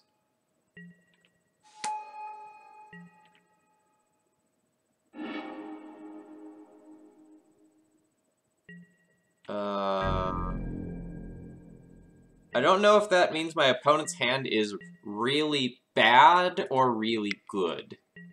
Let me explain. If their hand is really insane, they might be able to, like, then do, like, a Past in Flames, or, like, then do some sort of, like, Tendrils-ish line.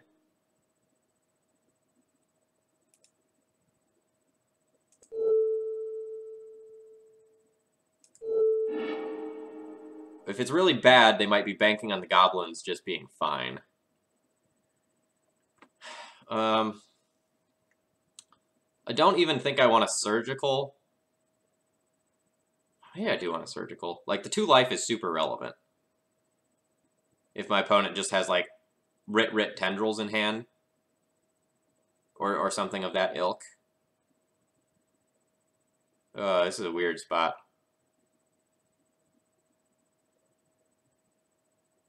Rish the Mage, I might be a liar. I don't remember if I'd updated the deck list. I'll show it in between games here.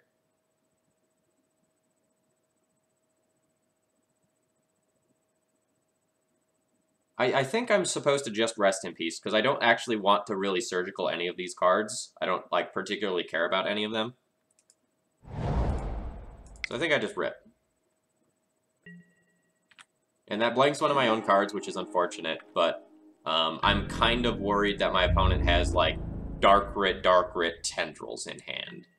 In which case, the 2 life can be super relevant.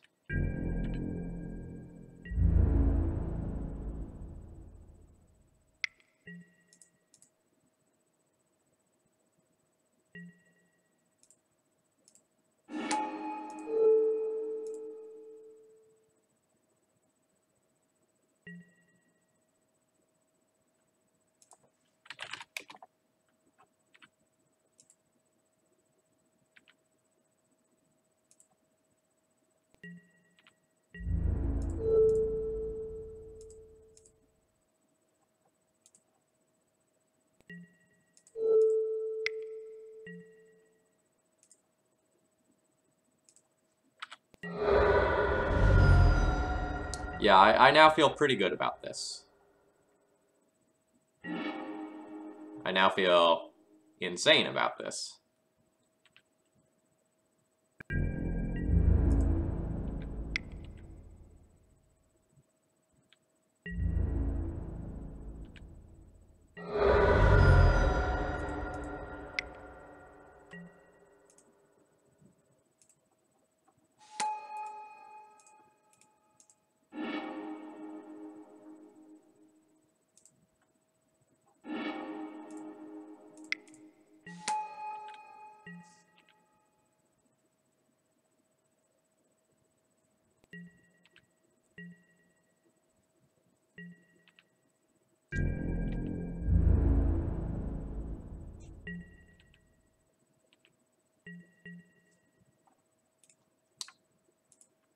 We'll say always no, and if I draw a Shalai, I'll change that.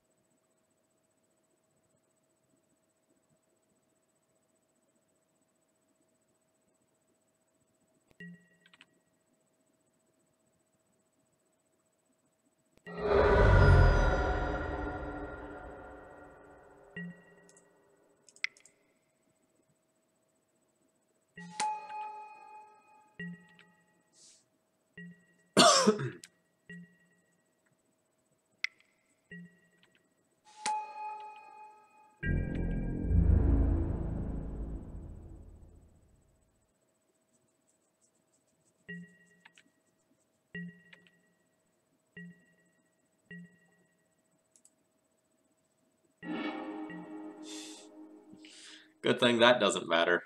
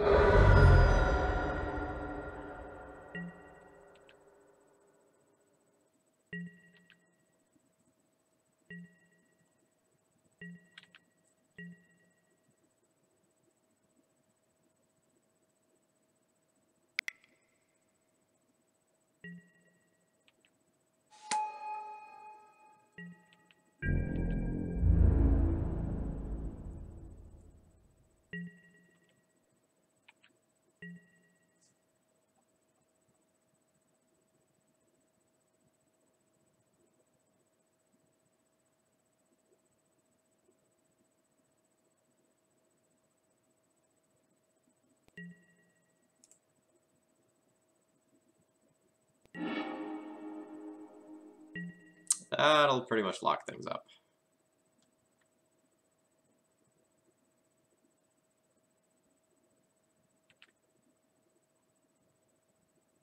Now that I have like another extra piece of hate, I think I'm okay with starting to attack in with the recruiter.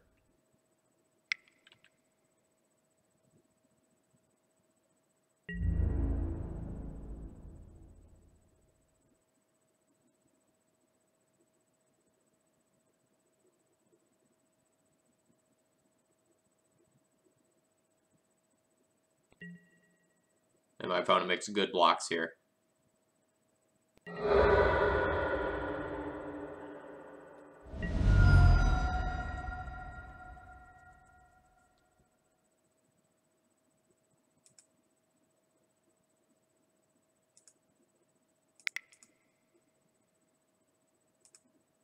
To bluff that I'm holding more things, I'm not going to vial this in. I'm just going to cast this.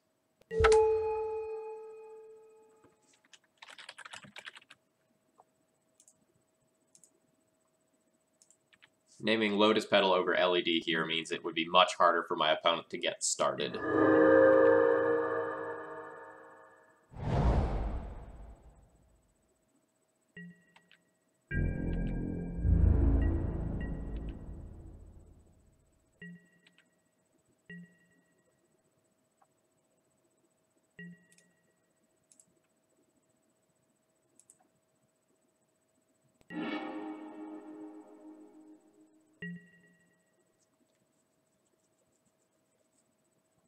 what if I attack with everything right here? If I attack with everything, my opponent blocks 2 of these and only takes 4, so attacking with everything isn't good. I probably just attack with these 3. My opponent will chump block both of these, go to 5, and then I'll have lethal on the next turn.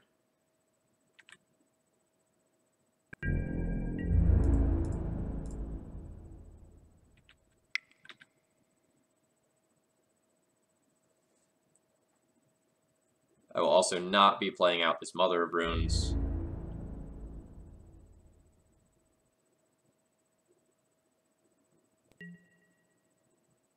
Interesting.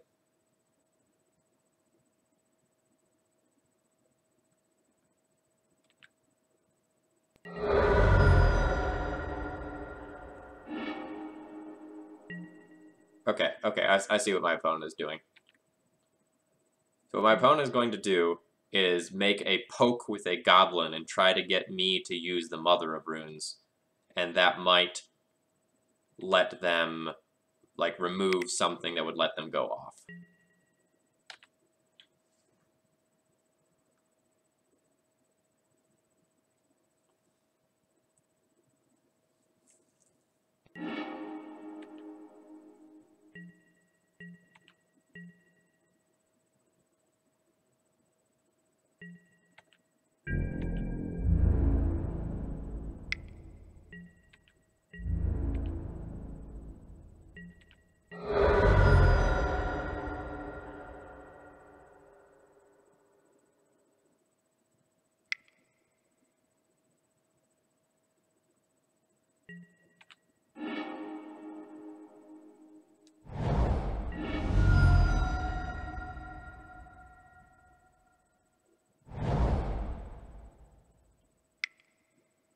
Yeah, can someone ship Octobit the link to the Discord? Octobit, if it's not readily available, it's also available under the recommended reading tab of my website.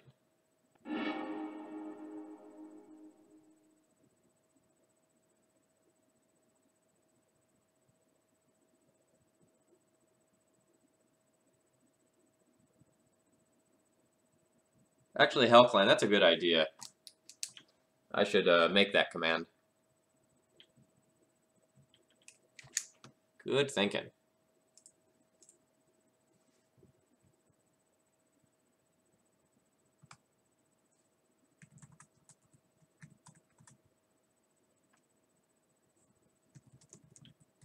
So game 2 have multiple bears and rip. So for game 3, when I'm on the draw, I'll board back in the 4th Stoneforge for Batterskull. And board out. So I saw my opponent had push. That doesn't mean they don't have Dread of Night, but it's probably more likely that they're on like a couple of pushes and like decays and stuff if I see a push.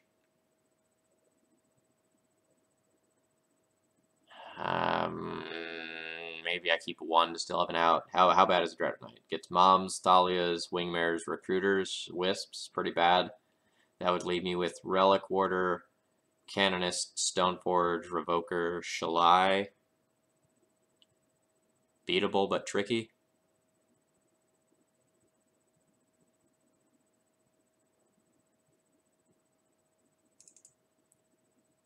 I'll keep 1. Because it can still catch artifact mana that's just played out early, and that's not irrelevant. Yeah, I'll talk to you tomorrow. More tomorrow, Zach. I've got ideas.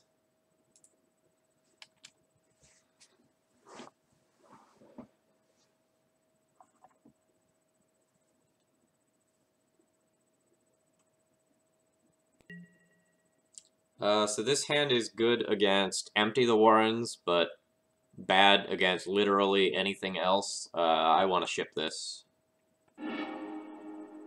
This hand is like the first one, but it also has a Surgical. And Athalia safely on top.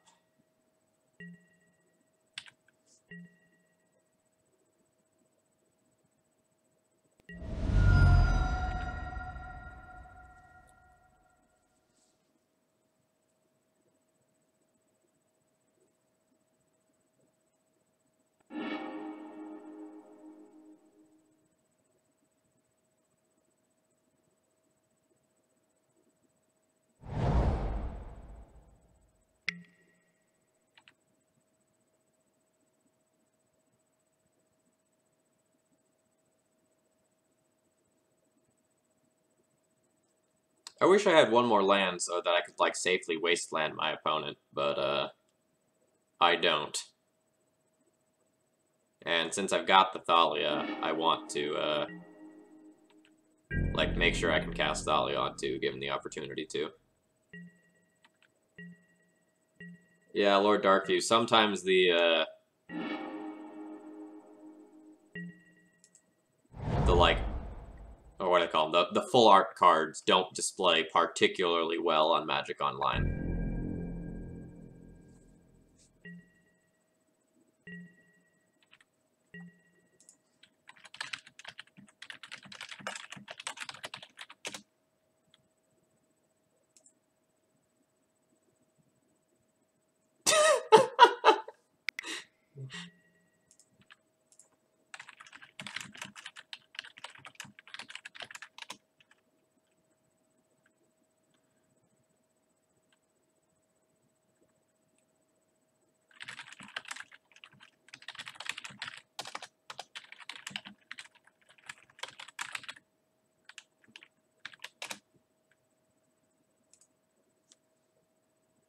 What are good surgical targets versus Ant?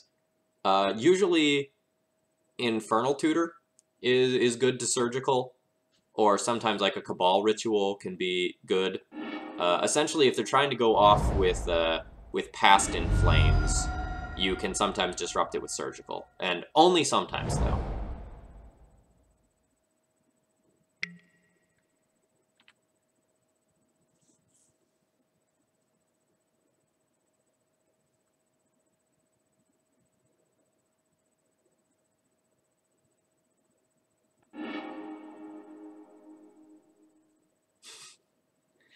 Whew. So Stoneforge is gone, meaning my opponent wanted to go for like an Empty the Warrens type thing. But I drew the Thalia, which is pretty nuts. If my opponent casts like a Lotus Petal, I might just like snap Surgical Extraction Cabal Therapy so I don't lose my Thalia.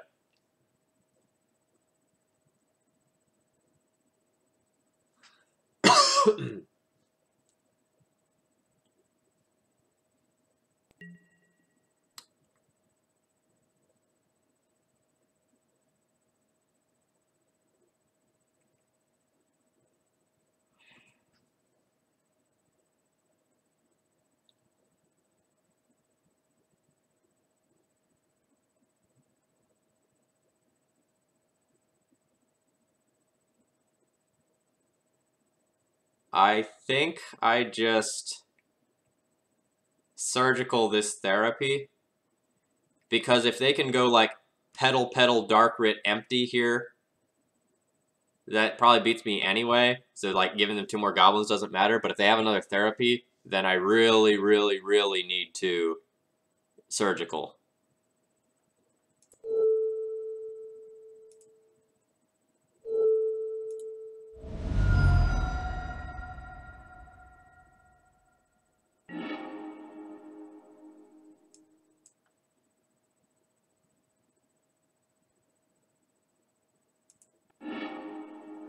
Alright, so what does opponent have?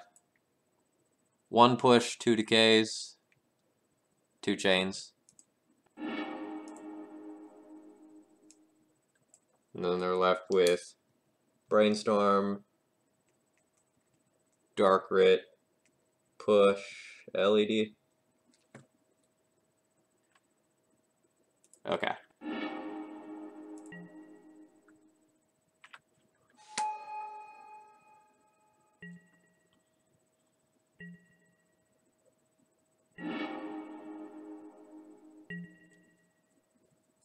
So my Thalia is going to get pushed, but then I can recruit her for a Wingmare, and that might be okay.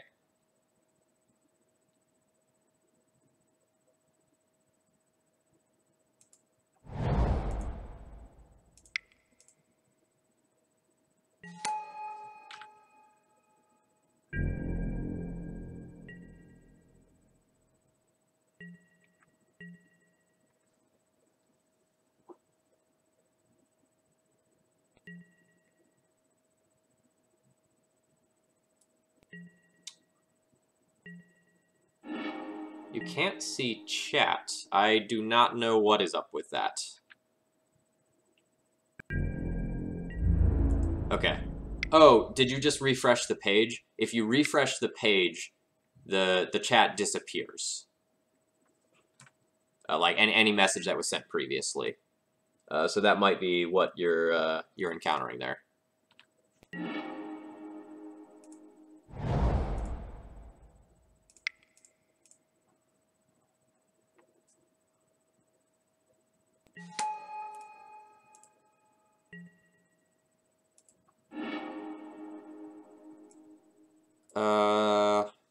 So I think I want to get a Thalia. That way I can Thalia and Wasteland.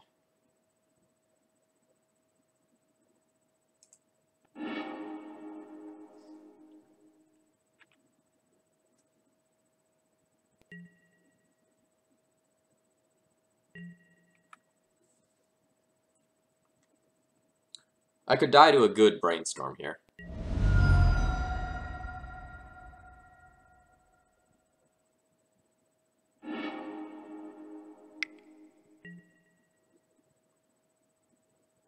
Yeah, I haven't had a chance to play with that new Karn yet.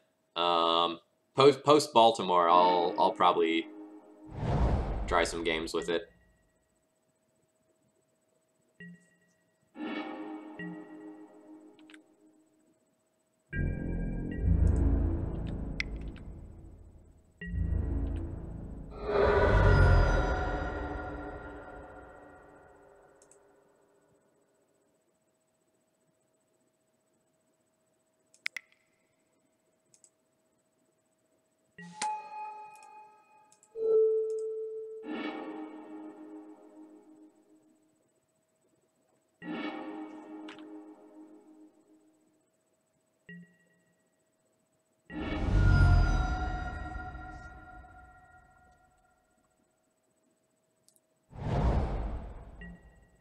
Yeah, I think Karn is real good in Red Prison. I think it has potential elsewhere as well.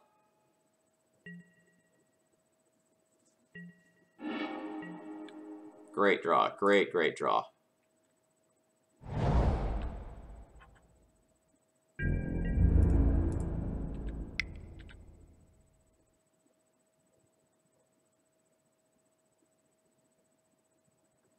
Like, I would not be surprised if Eldrazi decks or Mud decks start incorporating that card as well. I played against a big Eldrazi deck that had it, and it was kind of disgusting there.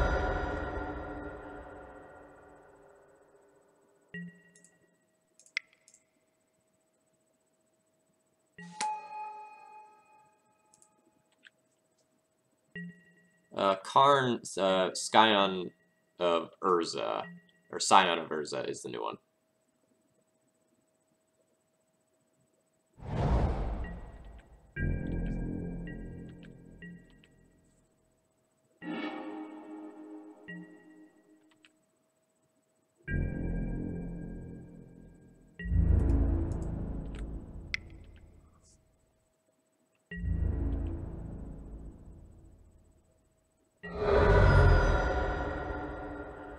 Yes, it is only 4 mana. A 4 mana colorless planeswalker. It's kind of sweet.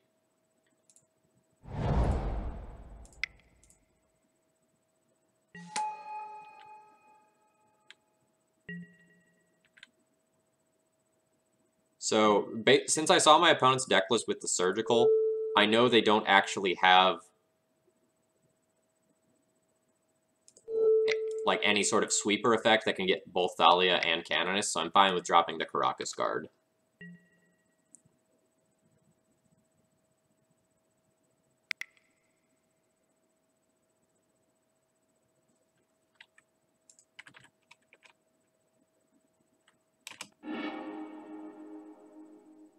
Wow, that is a lot of mana.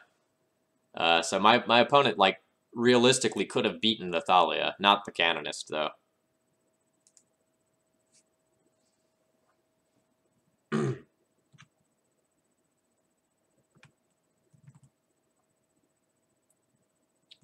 So game 3, win with multiple bears.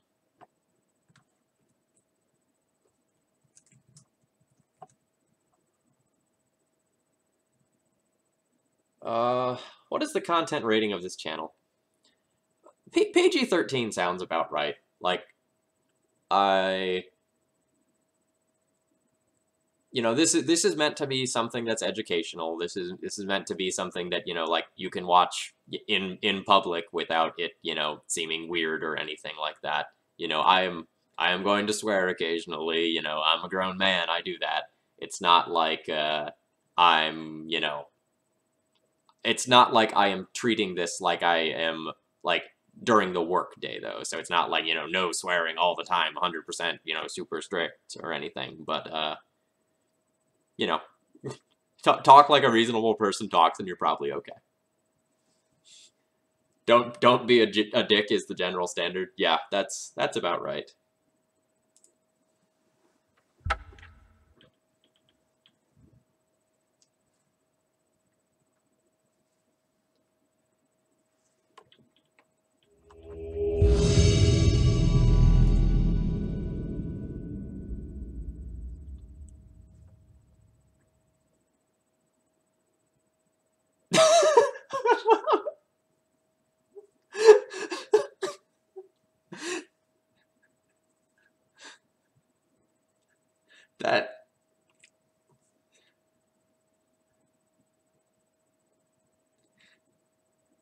That comment raises questions.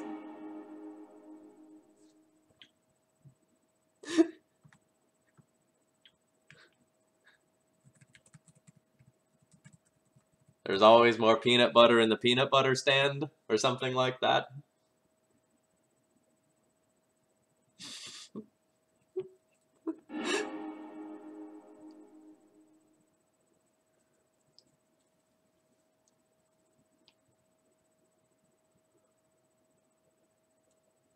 So, my opponent might be playing Reanimator. They have results from last year saying they were on Reanimator, but I can't necessarily trust that. I'm going to keep what is a very solid hand against a lot of the format. Like, we have Plains, Aether Vial as an opener, Swords to Plowshares for our first threat.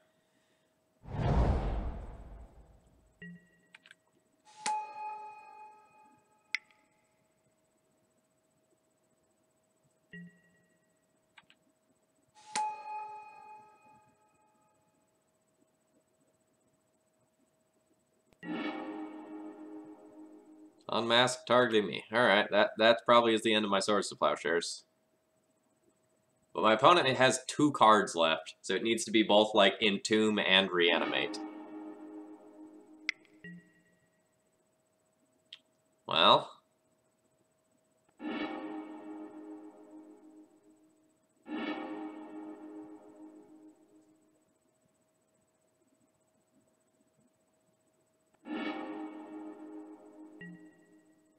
Okay, so they had a 7-card hand that allowed them to produce Sire of Insanity on turn 1 while taking away any disruption.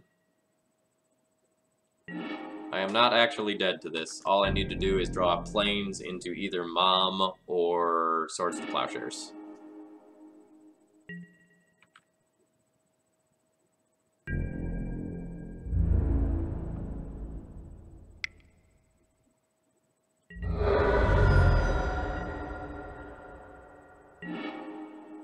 Alright, that's the wrong order. I needed to draw the Plains first, then the Swords to Plowshares.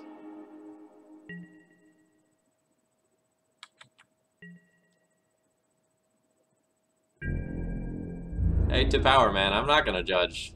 Like, whatever makes you happy. You work hard, and if you just want to come home and... Alright. Now I just need to draw another Swords to Plowshares next turn, and we'll beat my opponent. You just want to come home, kick off your shoes, eat some peanut butter while sitting in bed and watching Legacy. You've earned that right. Too bad Phil isn't playing some wacky brew that we could call rancid peanut butter. Does that pair well with spicy popcorn?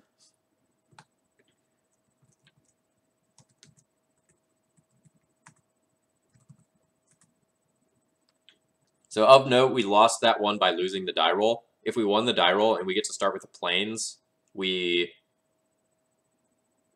like we'll still lose our initial swords to plowshares, but we draw the next swords to plowshares and get rid of Sire, and then I get like Revoker off the top for a potential Grizzlebrand, and I'm in really good shape. Roberto Cardoso. Game 1, opponent produces turn 1 Sire on the play.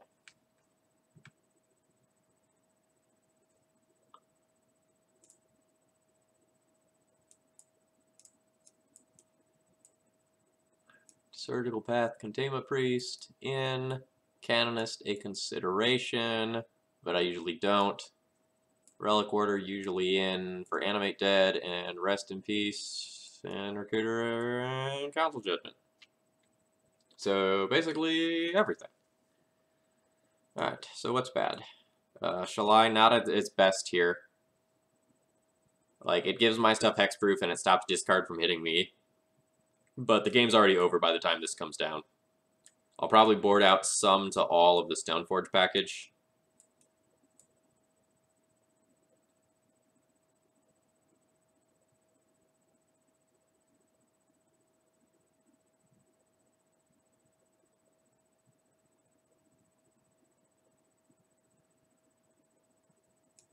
Yeah, so I usually don't end up actually bringing that in.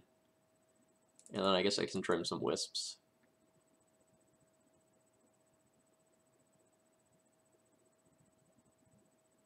I can also consider like not playing Council's Judgment because it's a slow answer, but it's an answer. And my general boarding philosophy for this matchup is like try to disrupt them from getting the first threat. If that doesn't work, answer the first threat, and then the second threat, and then the third threat, until they're just out of stuff. Yeah, Flavor Wisp is kind of slow, but like you want to keep some in the deck. Keep. Says Caracas for a legendary-based threat, 2 pieces of removal with different name, stacked taxes. There's a lot going wonderfully with this hand, even though it does not have Graveyard Hate.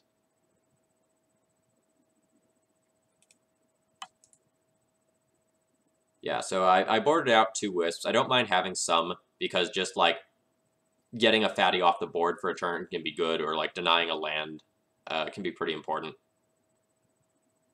when you're getting to the point where you're closing out the game.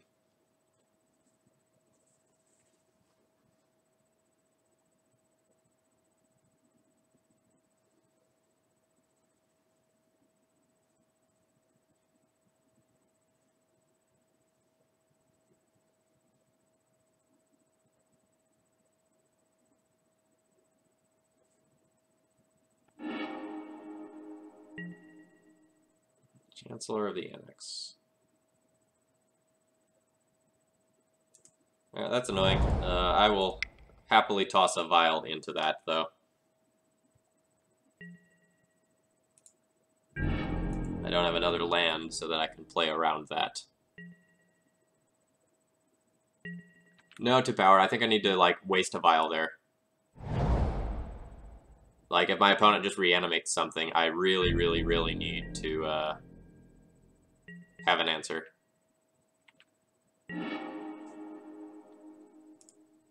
And if they don't do anything, I need to play this so that I can cast all my stuff. So Master, we are playing a mono-white version that has 2 Shalai in it. It's been a real good evening for the stream all in all. Like, we lost our first game to Elves, so, like, I don't really count that as a loss. And then I've won the other 3. So, decklist feels pretty good. Oh, okay, 2 power, that makes sense. Should Chancellor be in their deck post board? It's not, like, a bad card. It's not amazing, but, like, sometimes you just want to keep that for the sake of speed. Is Shalai good? Yes, Shalai has been very good.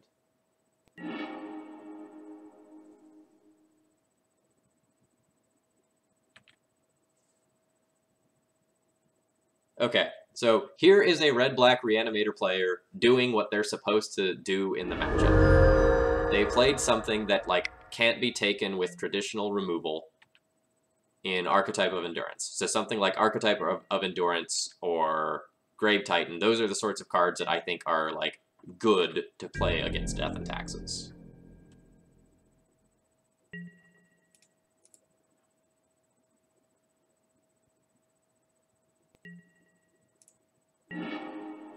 Alright, so I theoretically have an answer to Archetype of Endurance now, but not for a long time.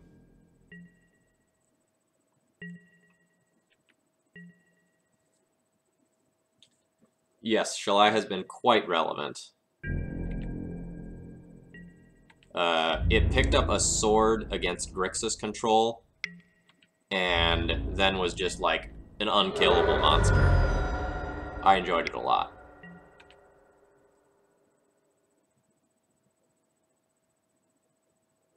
If they bin a fatty and then reanimate that, I probably can't beat that with the clock that I'm currently on. I would need to hit land in a row in order to beat that.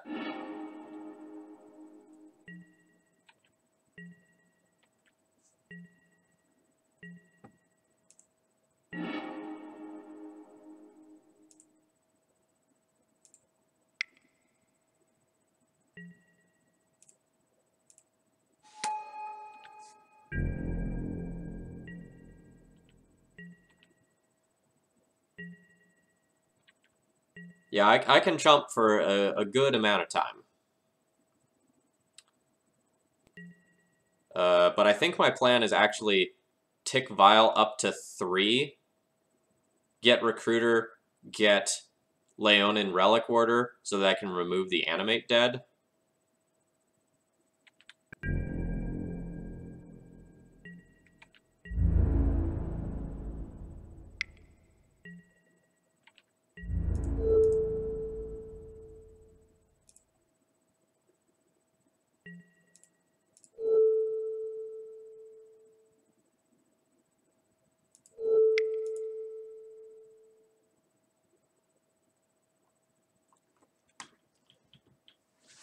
I mean, that requires hitting a land, but it's a pretty sweet play.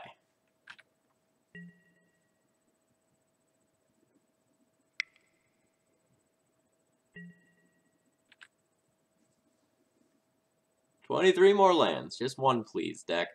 I mean, I'm more hoping that my opponent whiffs on hitting the card Reanimate. Because a Chancellor would be pretty bad for me. Yeah. Oh, they targeted Grizzlebrand. Oh, God, that's awesome for me.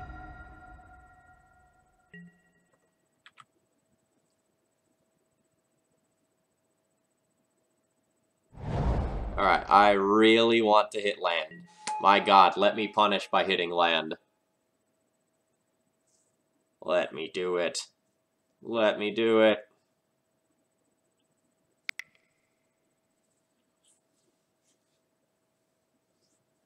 Opponent gets another reanimate effect in those, gets the Chancellor too, and then I can't beat that. Yeah, alright, fine.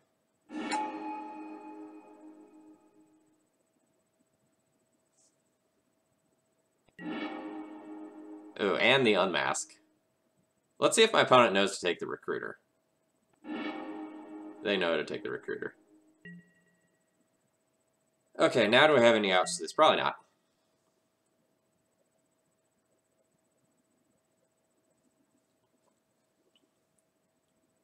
So now I need to naturally draw Recruiter so that I can take 12.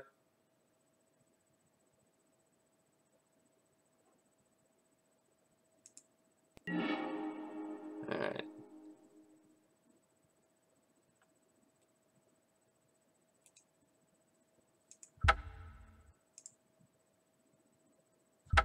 See, I'm okay to losing to a black-red reanimator player who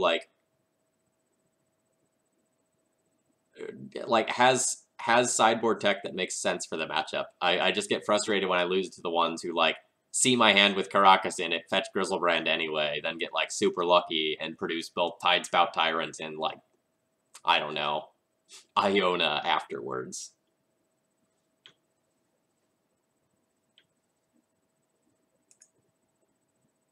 Hey chat, how has this new list been doing? This list was pretty good. So we went 3-2, but one of those losses is to Elves, and like that's to be expected. So it's really like I went 3-1 with this list more realistically, and I'm okay with that. The list felt good though. All right, so let's update that. All right, so we're on the play there, and we lost. So game 2 lost to Archetype of Endurance. Alright, so let's update my other tab.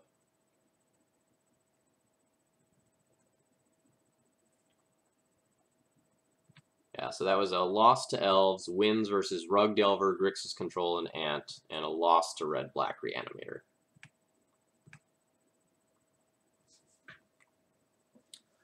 Okay,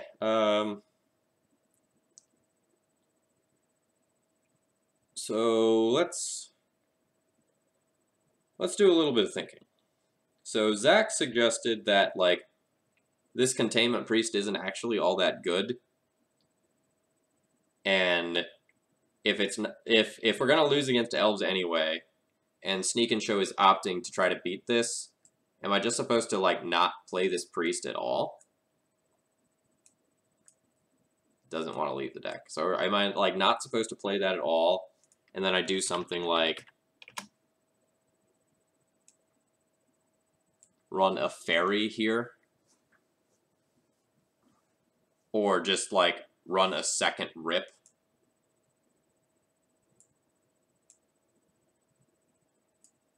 Maybe that's better. And just go down to 4 pieces of Grave Hate, too fast, too powerful, but slower. That might be reasonable. Then that gives me room to like keep some of the things that I like to play in here, like the Relic Order and the Recruiter of the Guard. So I went 3-2. We just finished that league, so that's why it says I'm not in anything. Sorry about that.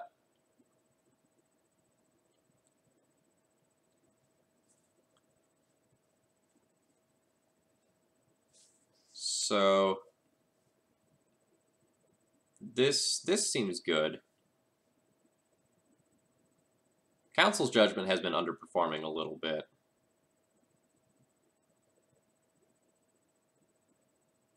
But since I don't have many answers to True Name, maybe that needs to stay.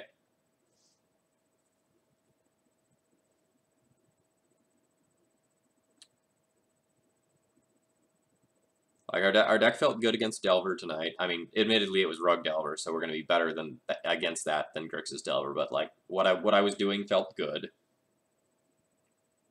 When we played against Combo, I felt like I had enough cards. I didn't feel like I was wanting for them. The Wingmares help on that front a lot. Maybe it's Holy Light. Yeah, I'm kind of musing over that myself.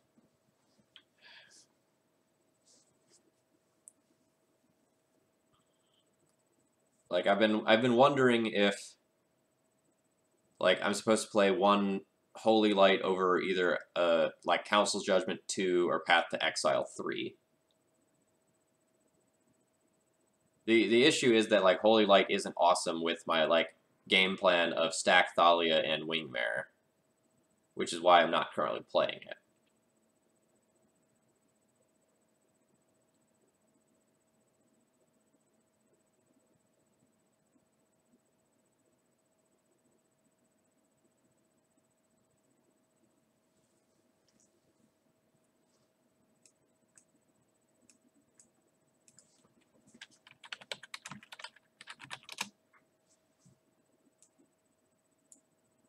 All right, so if we do this, what are the implications of this change?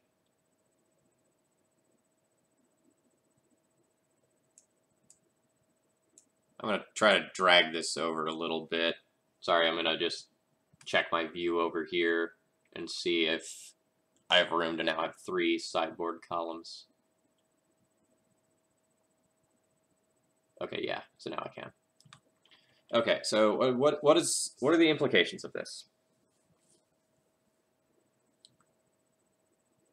I'll have one less way to like just answer an early Delver or Deathrite, and that's something that matters. But I'll go from having 2 to 3 answers to True Name Nemesis. I'll be able to sweep Young Pyromancer tokens off of the board. I can board this in for check pile to sweep away Baleful Strix, which is, you know, kind of currently an issue for all the, like, random, like, non-evasive, well, I shouldn't say non-evasive, non-pro-black flyers that would normally get eaten by Strix.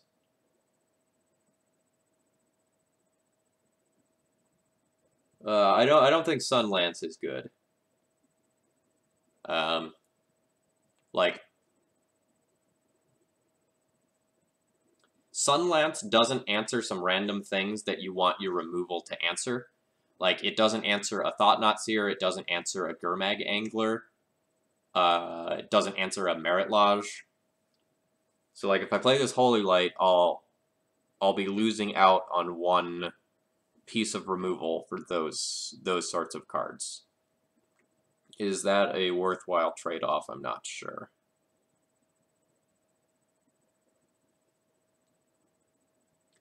Yeah, so since Young Pyromancer and True Name Nemesis tend to show up in the same sorts of decks, I haven't liked Blessed Alliance as much as I used to as an answer to True Name. Like, when people were just playing True Name in, like, the, like, Bant Exalted decks, like Reed Duke's list from Louisville, where, like, you're mostly just attacking with True Name Nemesis, Blessed Alliance felt really good then. But when your opponent, like, attacks with a couple of, like, derpy disposable idiots and True Name, it feels super bad. Holy Light is probably like pennies. It's not a well-played card in Legacy.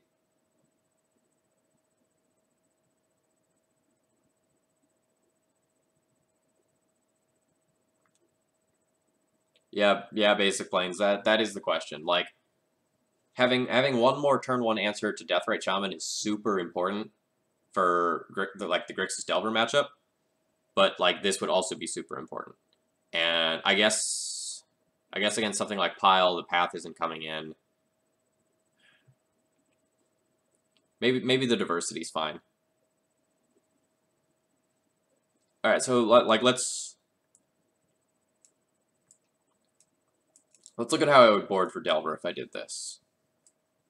So if I'm boarding for Delver,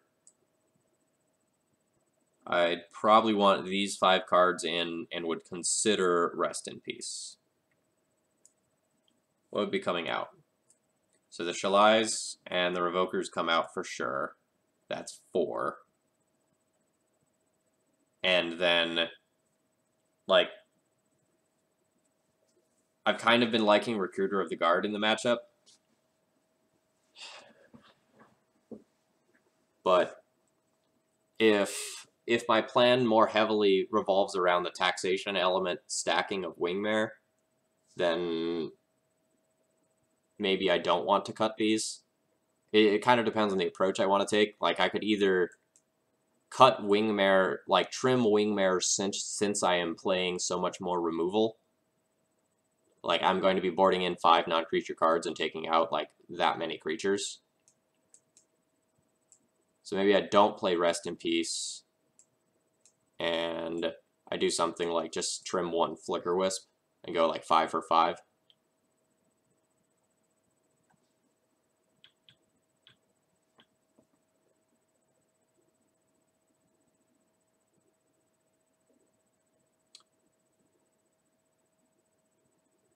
Oh man, it's somebody's birthday. Well, happy birthday. You got a Legacy stream for your birthday. That's like the best gift, right?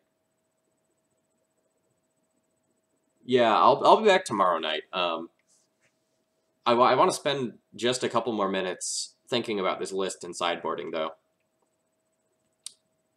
Because this does feel like it has promise. I don't know whether it's better than the red-white deck, but I really didn't like that the red-white deck just dropped 50% of its games to Grixis Delver. Or sorry, that's not accurate. I lost eight matches with that deck, and the 4 of the 8 matches I lost were to Grixis Delver. That's not a good sign. I was beating like literally almost everything else other than Grixis Delver and folding to Grixis Delver. That's not where I want to be.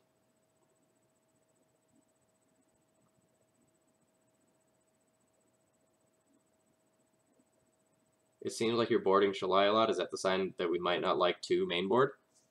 Hold on. What did I play against tonight? So I bordered it out against Elves. Like, okay, yeah, whatever. I bordered it out against Rug. Yeah, that's a 4-drop there. I kept it versus Grixis Control and Ant. And so I bordered out against Reanimator. So we didn't play against a lot of like super traditional matches, right? Like we didn't play against like Pile, for example. But if I wanted against like Pile and Miracles and it's like an okay game 1 card against Delver, just like for the virtue of being like a flyer that is for toughness, I think it's fine. Like there are a lot of combo decks where Shalai is very good because it protects your hate pieces. So, like, it's not going to get boarded out in a lot of the combo matchups. It just gets boarded out in the ones I happen to face, like Elves and Red-Black Reanimator. But, like, in the previous league, in the previous leagues that I played with Shalai, I almost never boarded it out. Like, I boarded it out against Delver, and that was basically it in the previous days that I played it.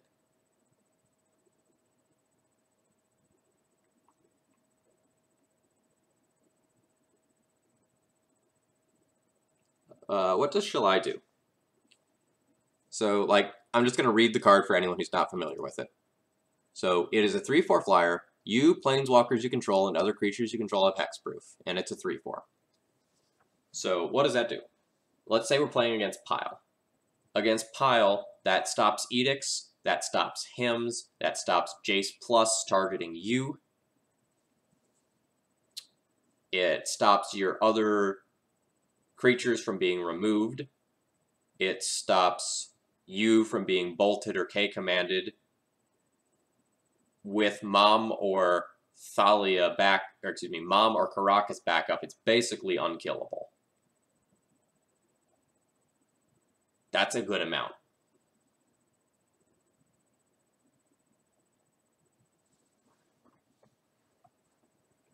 I'm just going to reread Marsh Casualties to confirm, but I believe that does target. Yes, that does target. That does stop Marsh Casualties. What's the plan for tomorrow? Is it finally time for green-white taxes? So I owe the stream a green-white stream, but that is going to be on hold till after Baltimore. I will 100% do that. That's not something I'm going to forget about. I've got myself a note for it. But I need to test seriously right now. And so like I will do my green-white taxes stream. But that needs to happen after serious business is taken care of. So I think tomorrow I will probably run this list back.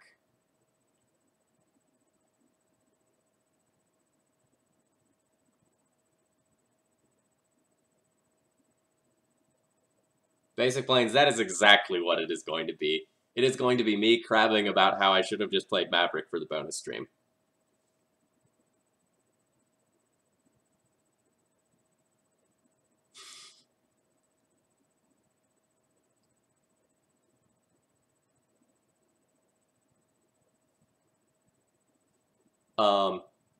So like, I am being 100% serious when I say I think Shalai is a good playable legacy card in Death and Taxes. This is not me messing around. This is me doing like serious tournament prep, and like I identify Shalai as a card that is insane against Miracles and Check Pile. That's a matchup. That's a pair of matchups that the mono white build traditionally has a little bit of difficulty with. And you can play Crusaders to just really beat up on Pile and also being good against Delver, but that doesn't give you any game against Miracles. Whereas Shalai gives you game against both Miracles and Pile, while randomly, drastically improving some other matchups. So, like, I am 100% seriously testing this card because I think it is good.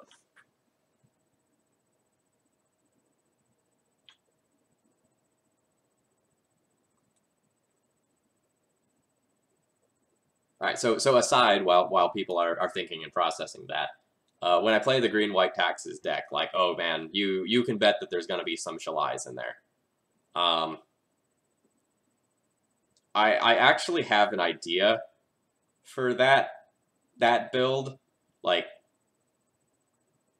it's bad, but I think I know what I'm going to do to make that green-white D&T stream entertaining.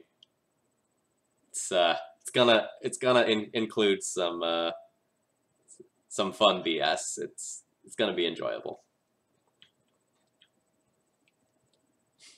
How many of you have played Captain Sasay in Legacy?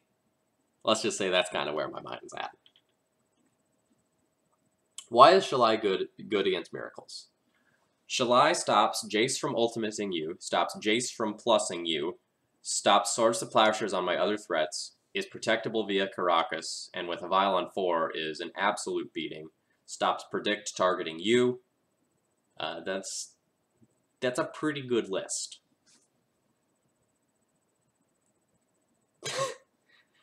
God damn it, Phil. That's legendary. Puts on sunglasses over regular glasses and screams yeah as the camera fades out. Is that a stream where you dress up as Thalia? Nah, we probably won't be going that deep.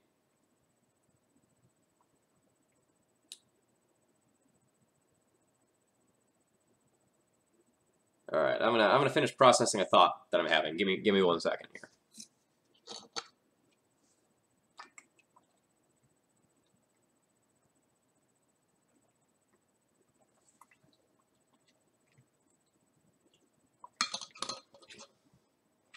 Yes. If you draw a Shalai in the matchup where Shalai is good, then you are 100% okay with putting Vial on 4. Because, like, Shalai plus Vial on 4 plus Caracas is borderline unbeatable, right? Like, how do you get rid of that? In order to get rid of that, you have to, like, point a removal spell at Shalai that can somehow kill Shalai. I bounce it with Caracas, and then you need to do it again. So, like, say you're playing against Miracles. They would need to do something like Terminus, I bounce, they Swords to Plowshares. Like, that's a lot of work.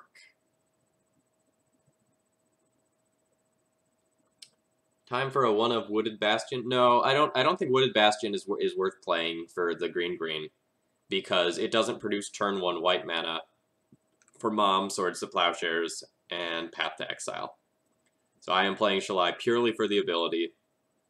I don't care about that whole counter thing. Six mana is like infinite mana by Legacy standards.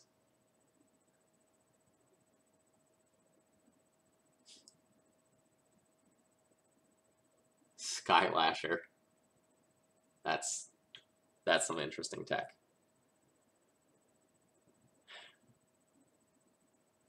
Okay, so I've got kind of one more closing thought, unless someone else says something here. So Teddy, I don't really like Horizon Canopy in Death and Taxes, and I want to explain why. So let's say you draw Horizon Canopy in your opening hand. Horizon Canopy is really bad when you have mana sinks. So if you want to be repeatedly using Rishadan Port and like using equipment and equipping Batterskull, or like casting a Recruiter, getting a Flicker Wisp, casting a Flicker Wisp, you know, targeting Recruiter, getting another Flicker Wisp. If you want to be repeatedly using your mana over the course of a game, Horizon Canopy can deal you a lot of damage. And in a format where like just a couple of points of damage can really define a match, I think that matters too much.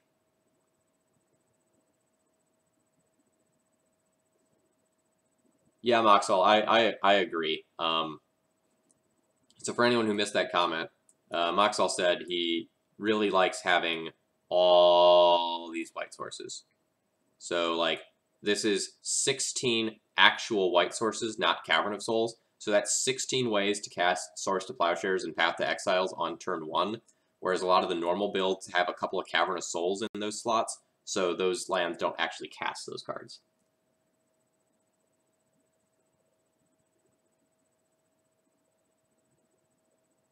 Yeah, and that's exactly what I mean, right? Like you really do lose games to decks like Grixis Delver, Blue Red Delver, Burn to a couple of points of life from a Horizon Canopy. That's a hidden strength of D&T, is that unlike other decks in the format, like you don't take any damage to your own lands. You're not fetching.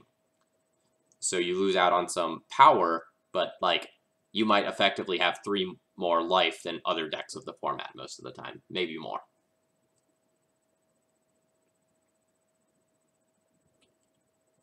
No, I'm not down on caverns,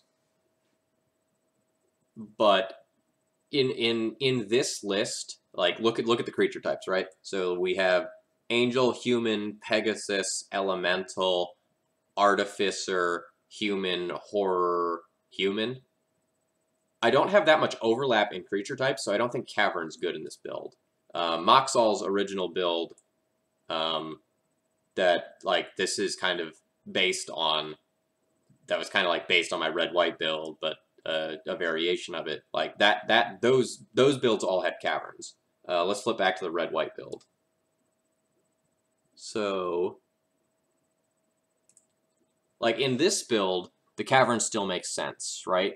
Because the whole goal of the red splash build is to play these uncounterable red cards that grind out games. Like most of the reason to splash right now is for P and K, and Magus isn't seeming quite as good. So if our goal is like uncounterable P and K, that's fine. And almost all of the other cards here are just single white, with the exception of Flicker Wisp. Now let's compare that to this.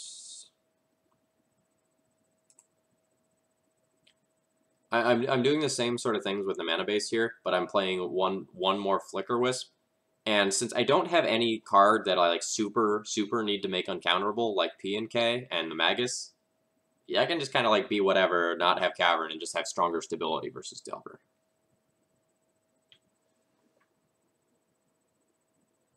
Do we think the loss of Cavern of Souls has impacted our Grixis numbers in this build? No, I don't really think so.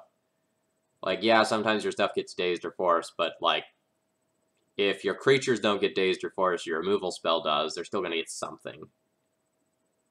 Could you play Batterskull in the red-white version? Yes.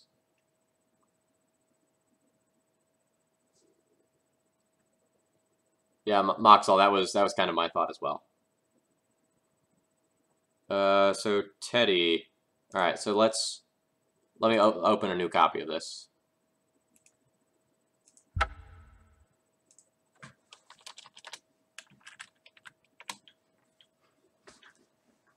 So if I was going to make changes to this build, I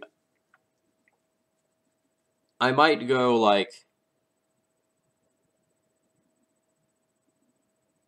-1 Magus, -1 Wingmare, +1 Stoneforge, +1 Batterskull, and then maybe I can find room for a Revoker in the board over other things. Or not a Revoker, another Magus.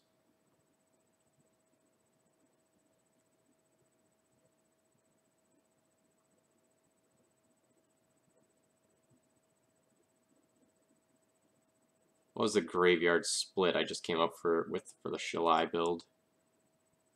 2 surgical, 2 rip, and dropping the priest. So, alright, what if I do that?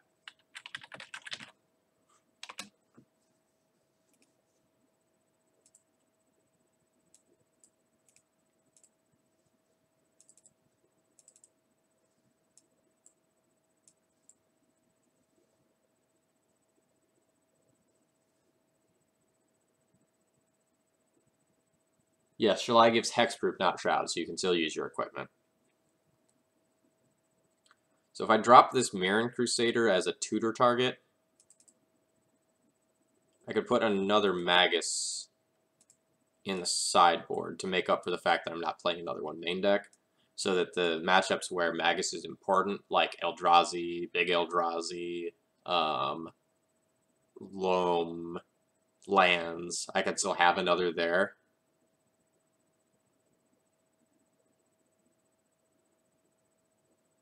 This would also make it a little less awkward in game 1 scenarios where like I naturally have the Magus, but I don't have like my white yet. That would decrease some of that tension as well.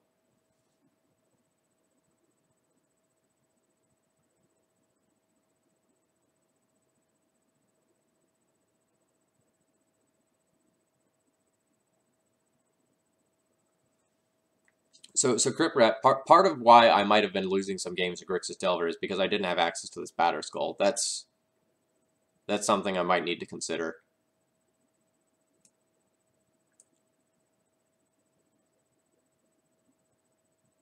How is the Sneak and Show matchup with Shalai? So the Sneak and Show matchup, generally speaking, isn't great, but like the builds that I've been playing that have like the Wingmares, the Extra Recruiter, and the Relic Warder, they've got some game against Sneak and Show. But the Shalai doesn't do a ton there. Like giving your stuff hexproof there doesn't matter because they're gonna like Pyroclasm or K return your stuff away, not use like lightning bolts most of the time. Although they can have braids.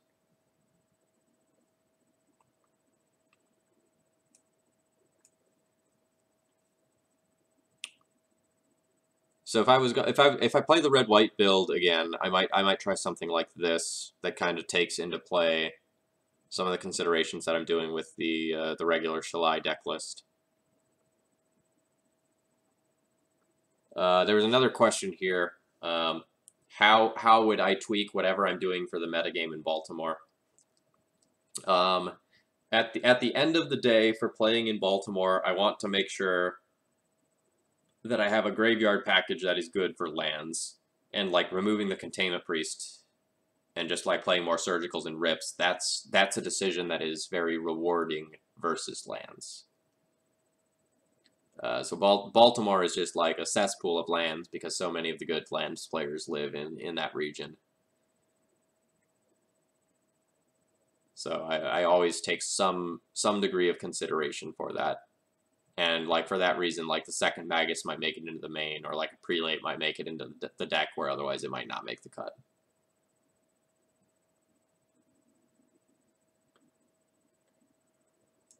I've only played lands casually. Like I've proxied it up and I played it in some like paper leagues, but I haven't done enough playing with lands that I can tell you why it is a good or bad deck at any given time. What I always say is lands is an awesome deck if you're an amazing lands player, because the deck has a very, very high skill ceiling.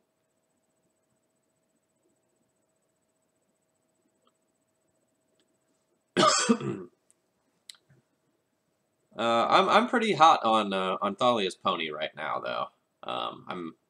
I'm liking that more than Prelate in most of my builds, because outside of matchups like lands where you have like recurring threats like Life from the Loam and Punishing Fire, a lot of times Wingmare is almost as good as Prelate. Like Wingmare gets in the red zone, whereas Prelate doesn't most of the time. So when are we getting that horse emote? Great question. So Teddy, tomorrow night I'll either test this red-white build with these changes or my other Shalai build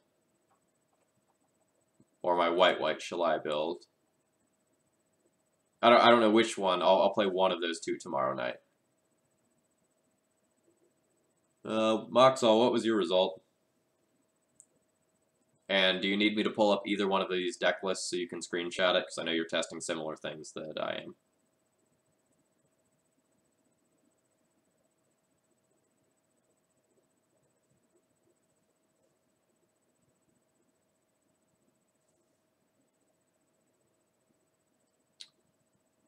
Basic plan is to seriously answer that question, though. When I hit Twitch partner status, I'll be able to offer more emotes at the regular $5 subscription slot. Right now, any additional emotes I do would be at a higher paid slot. And you know that's something I can do, but you know I want people to support the channel however they want to support it. And I'd prefer like the really cool emotes I make to be available to everyone who is a sub. Okay, 4-1, great. So like, there was a user submitted emote that like is my temporary emote at the $10 slot. That looks like this. That's temporary. I've got an artist who will do more emotes for me like Thalia once I hit partner.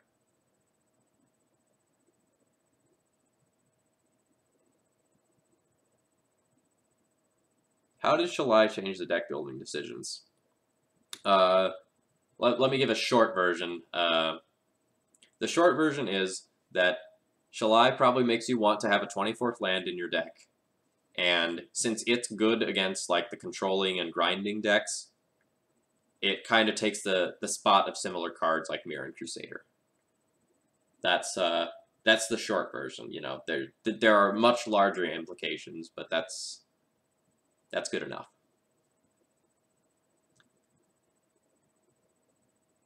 Okay, folks, do you have any last questions, comments, or ideas for me? Otherwise, I'm going to call it a night. I'm going to, you know, stick around for about another minute to answer any last questions. So my name was Phil Gallagher. I guess my name still is Phil Gallagher. I haven't changed that in the last few minutes. I run ThrabenU University, and, you know, thank you all for watching tonight and helping me with all of my testing here. It's been very helpful for me to use you all as a sounding board. I will be streaming again tomorrow night at approximately 7 o'clock.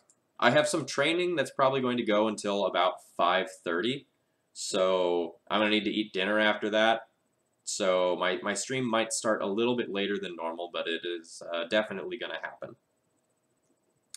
We'll be playing with Shalai again. Not sure whether I'll be in the mood to play the mono-white or the red-white tomorrow night, but I think I am on the right track with what I want to be doing.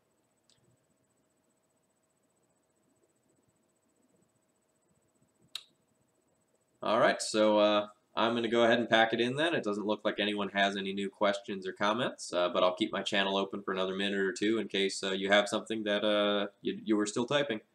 All right, cheers, everyone. Have a good night. I will see you tomorrow.